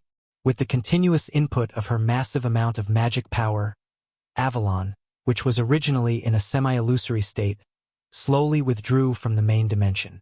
First, it was the lake outside, then the dense forest inside. After these areas disappeared, they were replaced by 4 thick lower limbs standing on the original floating island. What was this? Looking at the sharp claws and scales, it should be some kind of beast? Thea did not know what she would summon. These spells were like this, they were too random. The summoned creatures obtained through energy exchange did not completely follow the principle of equivalence. Some were stronger than the original creature, and some were far inferior. In Merlin's bloodline memory, there was a great wizard who had summoned a wild plant from the depths of the universe during a life-and-death battle in outer space. He had expended a lot of effort to summon it. At first, he was quite happy because this thing's energy reaction could easily slay gods and demons. However, he died after a while because although this plant was powerful, it could not move. This shortcoming directly killed the great wizard. Thea was somewhat confident. The main dimension had a great attraction to all creatures, so the chances of summoning a strong fighter were very high. The glory of Avalon finally disappeared from this world. Thea did not have time to sigh and focused on her summoned creature. "Human little girl? Are you summoning me?" The voice came from 100 meters high in the sky. What appeared in front of Thea was a giant dragon with 5 heads. The 5 heads were red, blue, green, black, and silver-white respectively. The scales on the giant dragon's body were changing colors at any time, and there were lights of different attributes flashing on its body at every moment. "Yes, Your Highness. May the light of your wisdom always shine on this long night, and may the order of the night break the peace before dawn." She was so polite, but it was not because she suddenly became polite. Thea's heart collapsed a little at this time. This was a great god, one of the lords of a small world in the distant universe. The dark dragon Queen Taxis. This dragon was also known as the 10,000-color void dragon. Of course, with Thea's power, even if she used the fantasy village, she still wouldn't be able to summon a main god, not even a main god from a small world. Perhaps it was because of the fantasy village's illusory nature and Thea's power of time that her summoning transcended the river of time and space, summoning a younger version of the 10,000-color void dragon that had yet to become a main god. Fortunately, it was the Queen of Darkness who had yet to become a god. If a main god had descended, it would have been a huge problem. The gods of this world had all been taken away by the twilight of the gods. It was now the era of mortals. Moreover, in the year 2166, the few mortals who could fight had all died of old age. A main god's power would have no problem sweeping through this place. Thea had originally thought that it was a dragon when she saw the 4 limbs and wings. She even had the idea of becoming a dragon knight, but she instantly dismissed that idea when she realized that it was this big sister. What a joke! Ride her? A fireball mixed with energy would instantly kill her. Fortunately, the dragon queen that was summoned was a younger version. Her strength was only at the level of a demigod, and she wasn't as temperamental. She was at an age where communication was still acceptable. Another god? Huh? No, not yet. Horace, who was not far away, naturally saw the changes here. First, he was really shocked. He had never seen the Dragon Queen before, but that power was not fake. After observing for a while, he was sure that the other party was only a projection. Her real body had not really entered this world, and she was in the state of a child. But he could no longer retreat. When he rushed out of the hibernation with all his strength, he had no intention of going back. Feeling the waves of pressure from the Dragon Queen, he also wanted to prove his authority as a true god. Thea's magic could be returned, so could his divine power. Beetles were constantly disappearing into thin air, turning into threads of divine power and converging back into his body. Don't even think about it. Thea immediately activated her backup plan. All the elemental spirits flashed with different colors and rushed into the sea of beetles to explode collectively. Red, yellow, and blue magic overflowed, blowing up more than half of the originally boundless sea of beetles. Horace's divine power was blocked, and he was a little angry. He looked at Thea angrily and said, "This is not in accordance with the principle of fairness." What he meant was that she had summoned and unsummoned them just now. Did he disturb her? Where is your bottom line? Thea also felt that she was bullying this very chivalrous god. She did not usually think so, but this time, when compared to him, her bottom line was indeed a little low. "Your Majesty Horus, you are a god, and I am a mortal. This is very fair." Although she was a little guilty, she still had to say something, but her tone was already much more polite. Horus, who had a good demeanor, nodded and said, "You are right. I have wronged you." Faced with such an honest god, even with Thea's thick skin, she could only make a facepalm expression. She was really embarrassed to talk nonsense. "Let's see who is the real deal. My queen, the one over there, is the enemy." Although he could not be ridden, he could still give basic orders. Otherwise, this would not be a summoning spell, but a summoning spell. The myriad sky dragons stared at Horus and said with some disdain, "A bird god? What a joke." After saying that, she spread her wings. Her body, which was thousands of meters long, covered the sky and the sun. The 5 dragon heads spat out energy of different attributes. There were flames, ice, quicksand, and all kinds of deadly light beams. They came crashing down on Horus. Horus looked serious in the face of this fierce attack. He crazily channeled his divine power. His whole body quickly stretched and transformed into a giant eagle that was hundreds of meters long. He dodged all kinds of light beams and clawed at the dragon queen with his sharp claws. "How dare you? Who do you think you are fighting?" The dragon queen's 5 heads cooperated skillfully. 3 of her heads spat out fireballs, icicles, and sandstorms to resist Horus's sharp claws. The remaining 2 heads each spat out a light and dark energy. She used a very clever method to mix them together. Taking advantage of the moment when Horus swooped down, she shot at his chest. Boom! The earth-shattering explosion sent Horus flying thousands of meters. A big hole was blown in one of his iron wings. Sword-like feathers fell to the ground. Why didn't this guy drop any divine blood? Thea, who could finally do something, had been paying attention to the battle. The Dragon Queen's reputation was not exaggerated. She had the strength of a demigod, but she could suppress a true god. This was a classic example of challenging someone of a higher level. Thea could only admire her. Now that she saw Horus injured but did not see any divine blood, she was a little confused. She asked the sleeping unicorn in the space. He should be out of divine blood. He only has a little power left to maintain his transformation. This god is going to fall. Arthas's tone was a little sad. In order to come to this world, Horus cut off the connection with the god's resting place. If he died here, he would really die. Thea did not care about this problem. She summoned the owl and pointed at the place where the feathers fell. "Go and pick them up. Maybe they can be used as arrows in the future." These fell from a god's body. Chapter 174. Thea ignored Arthas' look of disdain. This guy doesn't know anything. Arrows made from these things are still very powerful. After all, when we return to the original time and space, we still have to rely on our old skills to survive. The Dragon Queen Taxi's attacks became more and more rapid. The mixture of fire and ice, the mixture of light and quicksand, from the initial mixture of 2 elements to 3, and then 4. Her understanding of the mixture of magic and magic had surpassed all known mages. This killing method that Thea couldn't name repeatedly inflicted heavy damage on Horus. Every time Horus was heavily injured, the eagles around the battlefield would collectively wail. The sound was so miserable that it made people cry.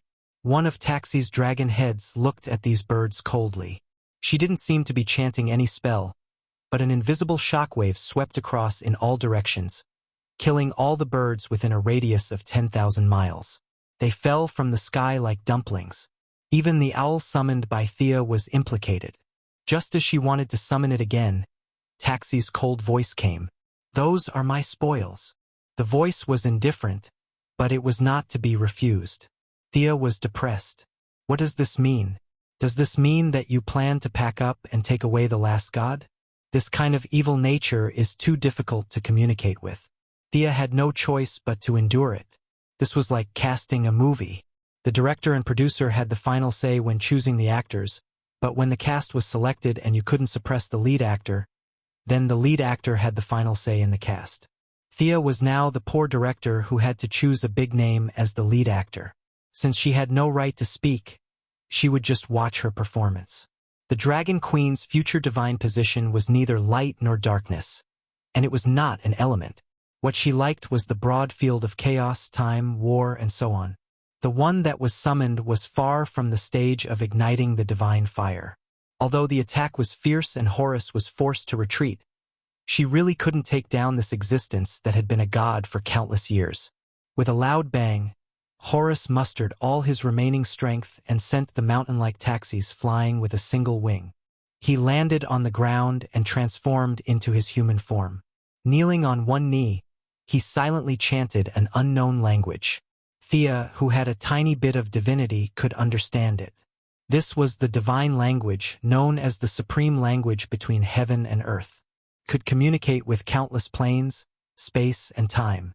Great Father God, Osiris, please abide by the ancient agreement and give me the power to protect the order. The voice was bitter but firm. Horus, my son, according to our agreement, I will give you power. However, the eye that you have placed with me will no longer belong to you. Are you sure? The entire world was completely oblivious to this voice, but a few divinities could hear it. The fearless Dragon Queen could not help but take a step back. Thea was confused. Who was this? Osiris, one of the 9 main gods of ancient Egypt, the handsome and cool god of the underworld. The current god of death, Anubis, was his eldest son. Horus was the second son of his family. How did this guy come out? Although Taxis was also known as the main god, that was in her future, not now. In fact, even if she was, her future would not be as good as this god of the underworld. Her world was too small, and Osiris was the god of the main plane. One was the future village chief of a foreign village, and the other was a retired senior official in charge of human resources. It was clear who was stronger and who was weaker. Fortunately, the retired old cadre had no intention of coming in. After confirming Horus's will, he disappeared as if he had never been there. With his departure, the earth seemed to come alive. In the violent shaking of the earth's crust, a large amount of yellow energy gushed out from the depths of the earth and rushed into Horus's body. Many of the energies were extremely heterogeneous. This god did not reject them at all. He did not care that such absorption would destroy his foundation. Quickly attack him. He is absorbing power from the underworld. Taxis was relying on the fact that she was a woman or a female dragon. She shouted at Thea and did not care about her face at all. She spat at Horus, who was still absorbing energy. This kind of enemy was taboo to watch when they were in the stage of gathering energy. Thea naturally did not intend to let him go. She gathered energy between her fingers again and pointed at Horus, who was surrounded by the yellow energy shield. Pa! Pa! The bright golden beams of light struck Horus's defensive barrier, causing it to flicker, as though it would shatter at the very next moment. Thea sighed. This defense was very strong and solid. It was just an illusion that it would be broken immediately. As long as it was not broken directly, it could be restored in the next second. Divine power was very pure. If it could succeed, then so be it. Unlike magic power, which required a lot of nature changes, concealment, and conversion, divine power did not have these things at all. It was simple, direct, and domineering. This was the fundamental difference between the two. Thea returned without success, but it did not mean that Taxis also had no success. She could not defeat retired cadres, but it was not a problem to deal with a second-generation official who did not inherit the family business and resigned to go to sea. She had completely fused the 5 elements in her body together, and the energy was extremely unstable. Thea was frightened, for fear that it would explode in the next second. But the Dragon Queen was really magnanimous. She was not anxious and did not panic. She compressed the almost pure white magic power ball in her hand twice, until the magic power was almost in a liquid state.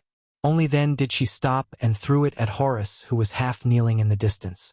The two came into close contact at an extremely fast speed, and the instantaneous explosion of power razed the surrounding thousands of miles to the ground. Not to mention the pyramid that Horus had pulled up, even the infrastructure projects that Thea had done were all turned into dust. The Wave Rider was also blown thousands of miles away. Rip Hunt only had time to tell her to be careful, and then the two sides could not contact each other. Thea was also blown back hundreds of meters by the aftermath of the energy. She tried to stop herself and watched with rapt attention. The smoke dissipated, and Horace slowly stood up. At this time, he could be said to have changed a lot. His originally well-muscled body had become extremely rough, and there was a trend of deformity. His legs were disproportionately large, and his upper body seemed to have shrunk a little compared to before. His huge eagle head had also changed from white hair to red hair. His sky-blue beak seemed to be covered with a layer of thick ink. From time to time, corrosive liquid dripped from the corner of his mouth and fell to the ground, melting into a deep pit. The left eye that he had taken from Vandal had completely disappeared, leaving only a terrifying hole. The only thing that hadn't changed was perhaps his right eye. It was still so arrogant and able to see through everything, but the fatigue in his eyes couldn't be concealed. Stupid guy. In order to recover his strength, you actually gave up your godhood. Horus' transformation did not scare Taxis away. The five-headed dragon queen carefully looked at him for a while and made a contemptuous comment. Yes, No, it's me. I'm no longer a god. I've given up my godhood. I'm no longer the guardian of the pharaoh. Without the pharaoh, the world doesn't need me. What else can I do? I just want to prove my ideals in the end, my justice. Horus, who was surrounded by black gas, said resolutely. Chapter 175. A god who came down from the throne. Haha, I need your power so much. Let me prove to you that you are on the wrong path. Taxis's 5 dragon heads were laughing, and it could be seen that she was really happy. She did not expect to meet a fool when responding to a random summon. Just to prove her own ideas, she did not want to be a god and took the initiative to retreat to the level of a demigod. Horus was the second son of Osiris. His elder brother Anubis had long wanted to take over his father's priesthoods, so he had no choice but to start from scratch. In his long life as a god, he also pieced together a few priesthoods, namely Sky, Guardian, and War. Guardian was his main priesthood, and the rest were all scattered. Take War as an example. War had a special god, and what Horus had only gave him the qualifications to inherit it. There were 7 or 8 other gods with the same qualifications. The god of war died in battle, and only those who were somewhat related to war could inherit the priesthood of war. Taxisis was not interested in Sky Guardian, but she was a little envious of War. This was one of her main priesthoods in the future. She could only say that she was very lucky to be able to come into contact with it in advance as a demigod. The idea was wonderful, but the reality was that she could not defeat Horus at this time. Although both of them were demigods at this stage, she was just a projection into this world. Horus was the real Horus, and he was in a dark state with full health and mana. Although she was slightly better in combat skills, she could not compete with him now that he had more health and mana. Little girl, come and help. I'll give you a share of the spoils. Taxisis was still very generous, and she called Thea from afar. Thea was now trying her best to communicate with the unicorn. She had no choice. This cute pet did not like the evil dragon queen no matter how she looked at it. Thea was afraid that if she was distracted, the dragon queen would control her body and rush up to her for a whirlwind. At this time, when she heard the dragon queen's call for help, she quickly comforted the unicorn in her mind, fearing that the unicorn would do something that would hurt her and please her enemies. Humph. After obtaining the unicorn's silent approval, she flew to the dragon queen's side and bowed slightly. She spoke in a tone that was neither close nor distant. My queen, I will assist you. Focus your attacks on his head. He is no longer a divine body. He will be injured. He will die. After saying that, Taxis swung her tail arrogantly and went up to meet the attack. TSK. Thea pursed her lips. Of course, you don't hit people in the head. How stupid would I have to be to hit his feet? He wasn't Achilles. Although she was slightly displeased, she still followed up with an attack. Actually, it was just a ranged attack. Close combat would be slightly dangerous. Looking at Horus, who was covered in black mist and surrounded by a dark aura, it would be best to avoid touching such a thing. With Taxis as the main force, she happily took up the promising job of long-range DPS. The Dark Dragon Queen went all out at this time. Her combat talent and combat awareness were far superior to Horus, who had never fought seriously before. She used all her skills to continuously wear down the defensive barrier on his body. Sia also released a few finger of light at the right time, hitting the earthen yellow barrier with a sizzling sound. As time passed, Taxis became more and more impatient. Her summoning time was almost up. After all, Thea's summoning was still at the level of a mortal. Summoning a demigod of her level, her existence time was rapidly passing. If it wasn't for her main body desperately maintaining the channel in another world, she would have been sent back. Damn it! Taxis then spat out several mixed light beams at Horus's defensive shield. Of course, she was not worried about the world being ruled by the evil gods. She just felt that the duck in her hand was about to fly away, and she was not happy. Little girl, do you have any other moves? In desperation, with her pride, she could only try to ask this mortal for help. Although she was a very strong mortal, the light aura on Thea's body had always made her uncomfortable. In the end, she really had no choice but to ask her. Of course, Thea still had one move that she did not use. She believed in the principle of keeping a backup plan and not revealing it until the end. Using special magic to transmit her voice to the Dragon Queen, when Taxis first heard her words, her 5 dragon heads and 10 dragon eyes instantly stared at her with a vivid expression, as if she was pondering whether to eat it raw or roast it with fire. But after constantly weighing the pros and cons, she finally gritted her teeth and made a decision. She nodded and motioned to Thea. Come on, I'm going all out today. Thea couldn't wait to look up to the sky and laugh. What did this mean? A dragon knight and a future main god. If she wanted to express her current mood, she could only use the word awesome to describe it. She chanted a spell in a low voice. She needed an enlargement spell, and at the same time, the Dragon Queen also shrank her own body size. Thea grew to 10 meters tall, and the Dragon Queen shrank to 300 meters. My queen, I'm going. Thea took advantage of the situation and even pretended to be obedient. She was very happy. The expressions of Taxi's several dragon heads were different, but they were all unhappy. Come on, Arthas.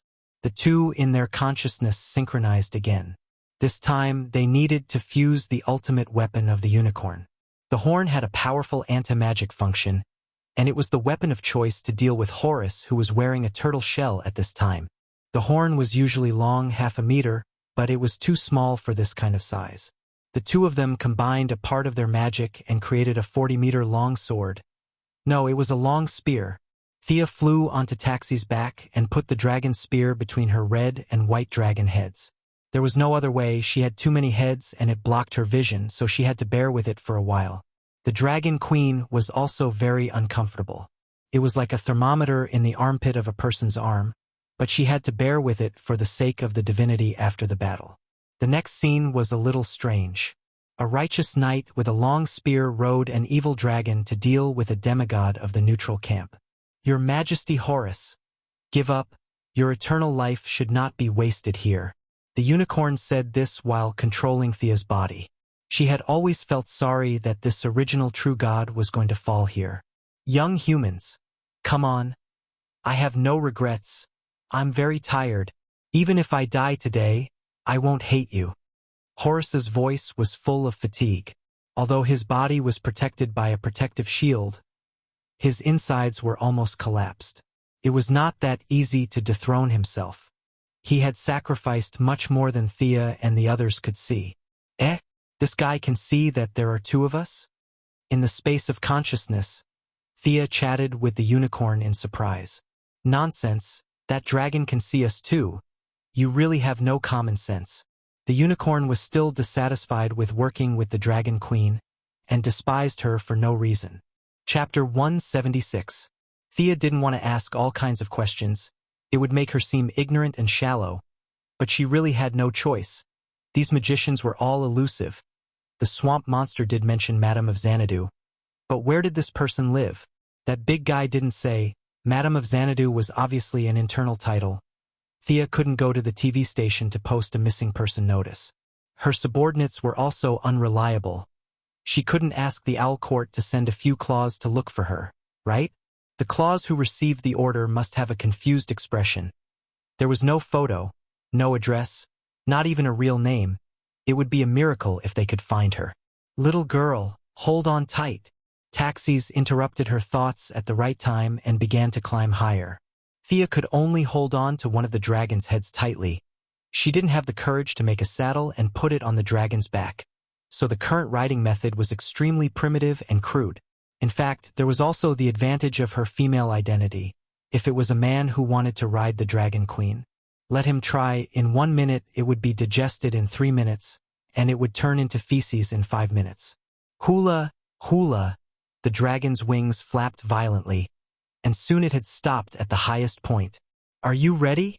One of the dragon heads turned back and asked. Come on, Your Highness. Thea stared intently at Horace's empty eye socket. That should be the only flaw in his body. Taxis quickly turned around in the air. Her movements were vigorous and full of the beauty of power.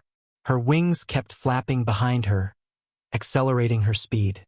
Thea could only hold on to the dragon spear tightly. She didn't intend to add any buffs to the Dragon Queen, not to mention the dragon's natural magic immunity skin. The other party was a top master in the field of magic. She could just forget about her self-taught skills. Horace also noticed their full sprint. After absorbing too much power of the underworld, he had lost the ability to transform into an eagle. He could only stand quietly on the ground and prepare to deal with the next thunderous attack. At this time, Thea and Taxis had already turned into a bolt of lightning, and the huge kinetic energy and acceleration allowed them to pass through a white fog, accompanied by a loud sound, and with the momentum of Mount Tai, they rushed down towards Horace. 5,000 meters, 4,000 meters. As the altitude continued to decrease, Thea's heart also jumped to her throat. This was slaying a god. Although this person was a little silly and took the initiative to drop a level, it was still very worthy of praise. Since ancient times, how many people had been able to do this? Thea only hated that her friends on the Wave Rider hadn't flown back yet. It was a pity that her heroism had fallen to the point where no one could appreciate it. As the distance between them grew closer and closer, Horace's strategy was very simple. He would avoid attacking them from the front and attack from the side. Sia and the others, on the other hand, were to kill him with all their might, regardless of everything else. Both sides were competing in terms of vision, speed, and strength. Perhaps there were also some small tricks mixed in. 800 meters. 500 meters. Raise your spear. Taxis shouted sternly, and Thea also raised her spear with all her strength, concentrating all her energy on this spear, hoping to kill him in one shot. One person and one dragon had their backs to the rising sun, breaking through thousands of miles of clouds, and with the belief to challenge the true god, they slammed into the giant below. When the distance between them was less than 20 meters, the two sides could already see each other's expressions clearly. Thea was determined and full of vitality, while Horace, on the other hand, was lethargic, with reluctance and relief in his eyes. We have the upper hand in terms of momentum. Thea was overjoyed. She raised the spear in her hand and aimed at Horace's head from afar. The spear's movement seemed as fast as lightning, but in Horace's eyes, this speed was just so. If he was still in the true god state, he would directly grab the spear and decide whether to fight or kill the enemy. But now that his realm had fallen greatly, he couldn't take such a risk. He aimed at Thea's shoulder and arm, and the moment she raised her spear, he determined where the opponent's attack would land. Horace had already seen that there was something wrong with her spear. It was as white as jade with a spiral pattern, and the spear tip flashed with an inexplicable aura. He felt that even if he was still in the divine rank, he would still be injured. At this time, he was even more unwilling to take it head-on. The moment the spear tip touched the protective shield, he hurriedly dodged to the right. He dodged. Horace was overjoyed. Unbeknownst to him, Thea was also shouting in her mind, "We fell into a trap!" Back when they were in the sky, they had already communicated with each other. Although Horace's power level had dropped, he still had his experience. Since they were so blatantly trying to pierce a hole in his body, Horace was no fool. he would definitely be able to guess that they had an anti-magic weapon in their hands. This required them to play a little trick. Fortunately, whether it was a person or a dragon, they were both women who were born with the talent for acting. Thea's acting skills came from her mother, Moira. Although Taxis had little experience, she had lived for a long time, so she could be considered a model of self-taught. The two cooperated very well for the first time. Thea's focus and the Dragon Queen's ruthlessness successfully deceived a former true god. The spear that they had been holding properly was actually a fake. It was simulated by the Dragon Queen with her own exquisite magic. But to be afraid of being seen through, she added a large amount of time magic from Thea's original body to the tip of the spear. Anyone who used time would know about it, even the gods would stay away from it. Horus felt that it was not wrong to calculate that it would be a threat to him. After Horus tilted his head to avoid the fake spear, Thea immediately let go and shrunk her body to return to normal. She picked up the real 2-meter-long spear that she had been hiding behind her and suddenly jumped down from the dragon's back. With the help of the powerful inertia and speed, under Horus's horrified gaze, she gathered all the strength in her body and fiercely stabbed at his left eye socket. The sharp tip of the spear encountered some resistance at the outermost layer, but as the tip of the spear flashed with silver-white spiral ripples, the golden shield was visibly shriveled. A large amount of divine power was separated from the shield by the unicorn's horn and returned to the most primitive magic crystals, dissipating into the air. The initial resistance was great, but as the tip of the spear continued to penetrate, the sense of delay became smaller and smaller. Finally, Thea broke through the golden shield, and the tip of the spear finally arrived in front of Horus with her strength. At this time, Thea had completely abandoned her defense and held the spear with both hands. Time seemed to have lost its meaning at this moment. The 13 eyes of the 3 people, dragons, were all watching her movements. The sound was neither crisp nor loud, but Thea knew that she had done it. She had killed a demigod with divinity with her own hands. Although this achievement could not be replicated, she was proud enough to add the title of God Slayer to herself. Horus, who was stabbed by the sharp dragon spear from his left eye socket to the back of his head, screamed and fell to the ground. His body was like a mountain crashing to the ground. Chapter 177. Countless flashing balls of light flew out of his body. Divinity! Taxis was waiting for this moment. Her 5 heads, 2 front claws and tail began to plunder frantically. What elegance, calmness, and delicate movements had all disappeared. The Dragon Queen was like an auntie at a discount stall, grabbing this in her hand. The azure divinity is not bad. Take it, that, the dark black divinity of the underworld, slightly worse, but it is also faded with me. Retired old cadres dare to come to our village to find me? I will kill him. Others may be afraid, but I am not afraid. I will take it. After her frantic plundering, she took away nearly 50% of the scattered divinity, most of which could be directly absorbed by her. The remaining 30% dissipated into the air, and only 10% was absorbed by Thea. Or rather, it was absorbed by the unicorn in her body. Why is this thing ignoring me? What kind of personality does Thea have? How can she not take the benefits that are right in front of her? Regardless of whether it is suitable or not, she will take it first. But no matter how hard she tried to grab it, the balls of light flew away around her without stopping, not even bothering with her. This made her extremely unhappy. Isn't this discrimination? Is there anyone who is reasonable? When a few balls of light automatically entered her body, she was very happy, and countless thoughts emerged in an instant, such as igniting the divine fire, taking charge of the divine position, and walking to the position of the supreme god. But she was not happy for more than 2 seconds. Seeing the balls of light circling around the unicorn, she knew that she was thinking too much. The unicorn turned a blind eye to her frustration, and happily absorbed the essence of the balls of light. Looking at the Dragon Queen and the unicorn in her body that was in a cultivation state, Thea curled her lips. Both of you are ignoring me. I am going to open the corpse. Do you think that I wear red every day is fake? I will let you see my lucky hands. But after walking around Horus' body, she found that she was a little helpless. This guy was too poor, his upper body was naked, and there was only a linen cloth covering his lower body. It did not look like he had any equipment. What? Take away the linen cloth? Thea felt that she did not have such a heavy taste. Furthermore, Horace's transformation was quite serious. His entire body was somewhat deformed. Sighing, "I'll take my share first." Casting a magician's hand, an invisible giant hand grabbed at Horace's right eye, but it didn't move at all. It didn't move at all. She felt a little awkward. She had wanted to act gentler and less impatient, but this fellow's body was really sturdy. Thea could only do it herself. She walked to the side of the corpse. No matter what, Horace was a good opponent. Thea mourned for him for a second. She still had to take what she needed to take. She had spent a long time casting spells but still couldn't take out the eye. Thea rolled up her sleeves and prepared to use force. These eyeballs are really big. Horace was 10 meters tall, and his head was more than 1 meter tall. Including his long beak, it was more than 3 meters long. She pulled out Thea's anti-magic spear from her left eye socket. Her right eye was still shining, but it was getting darker and darker.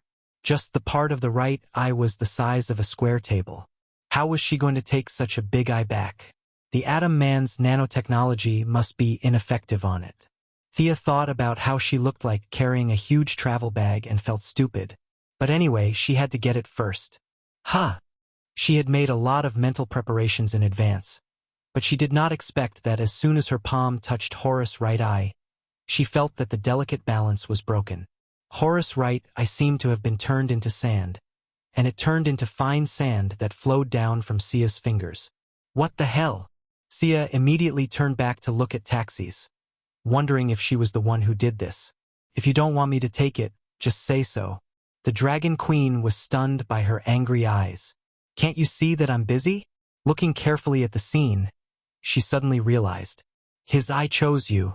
You're lucky, but you can take your share of the spoils."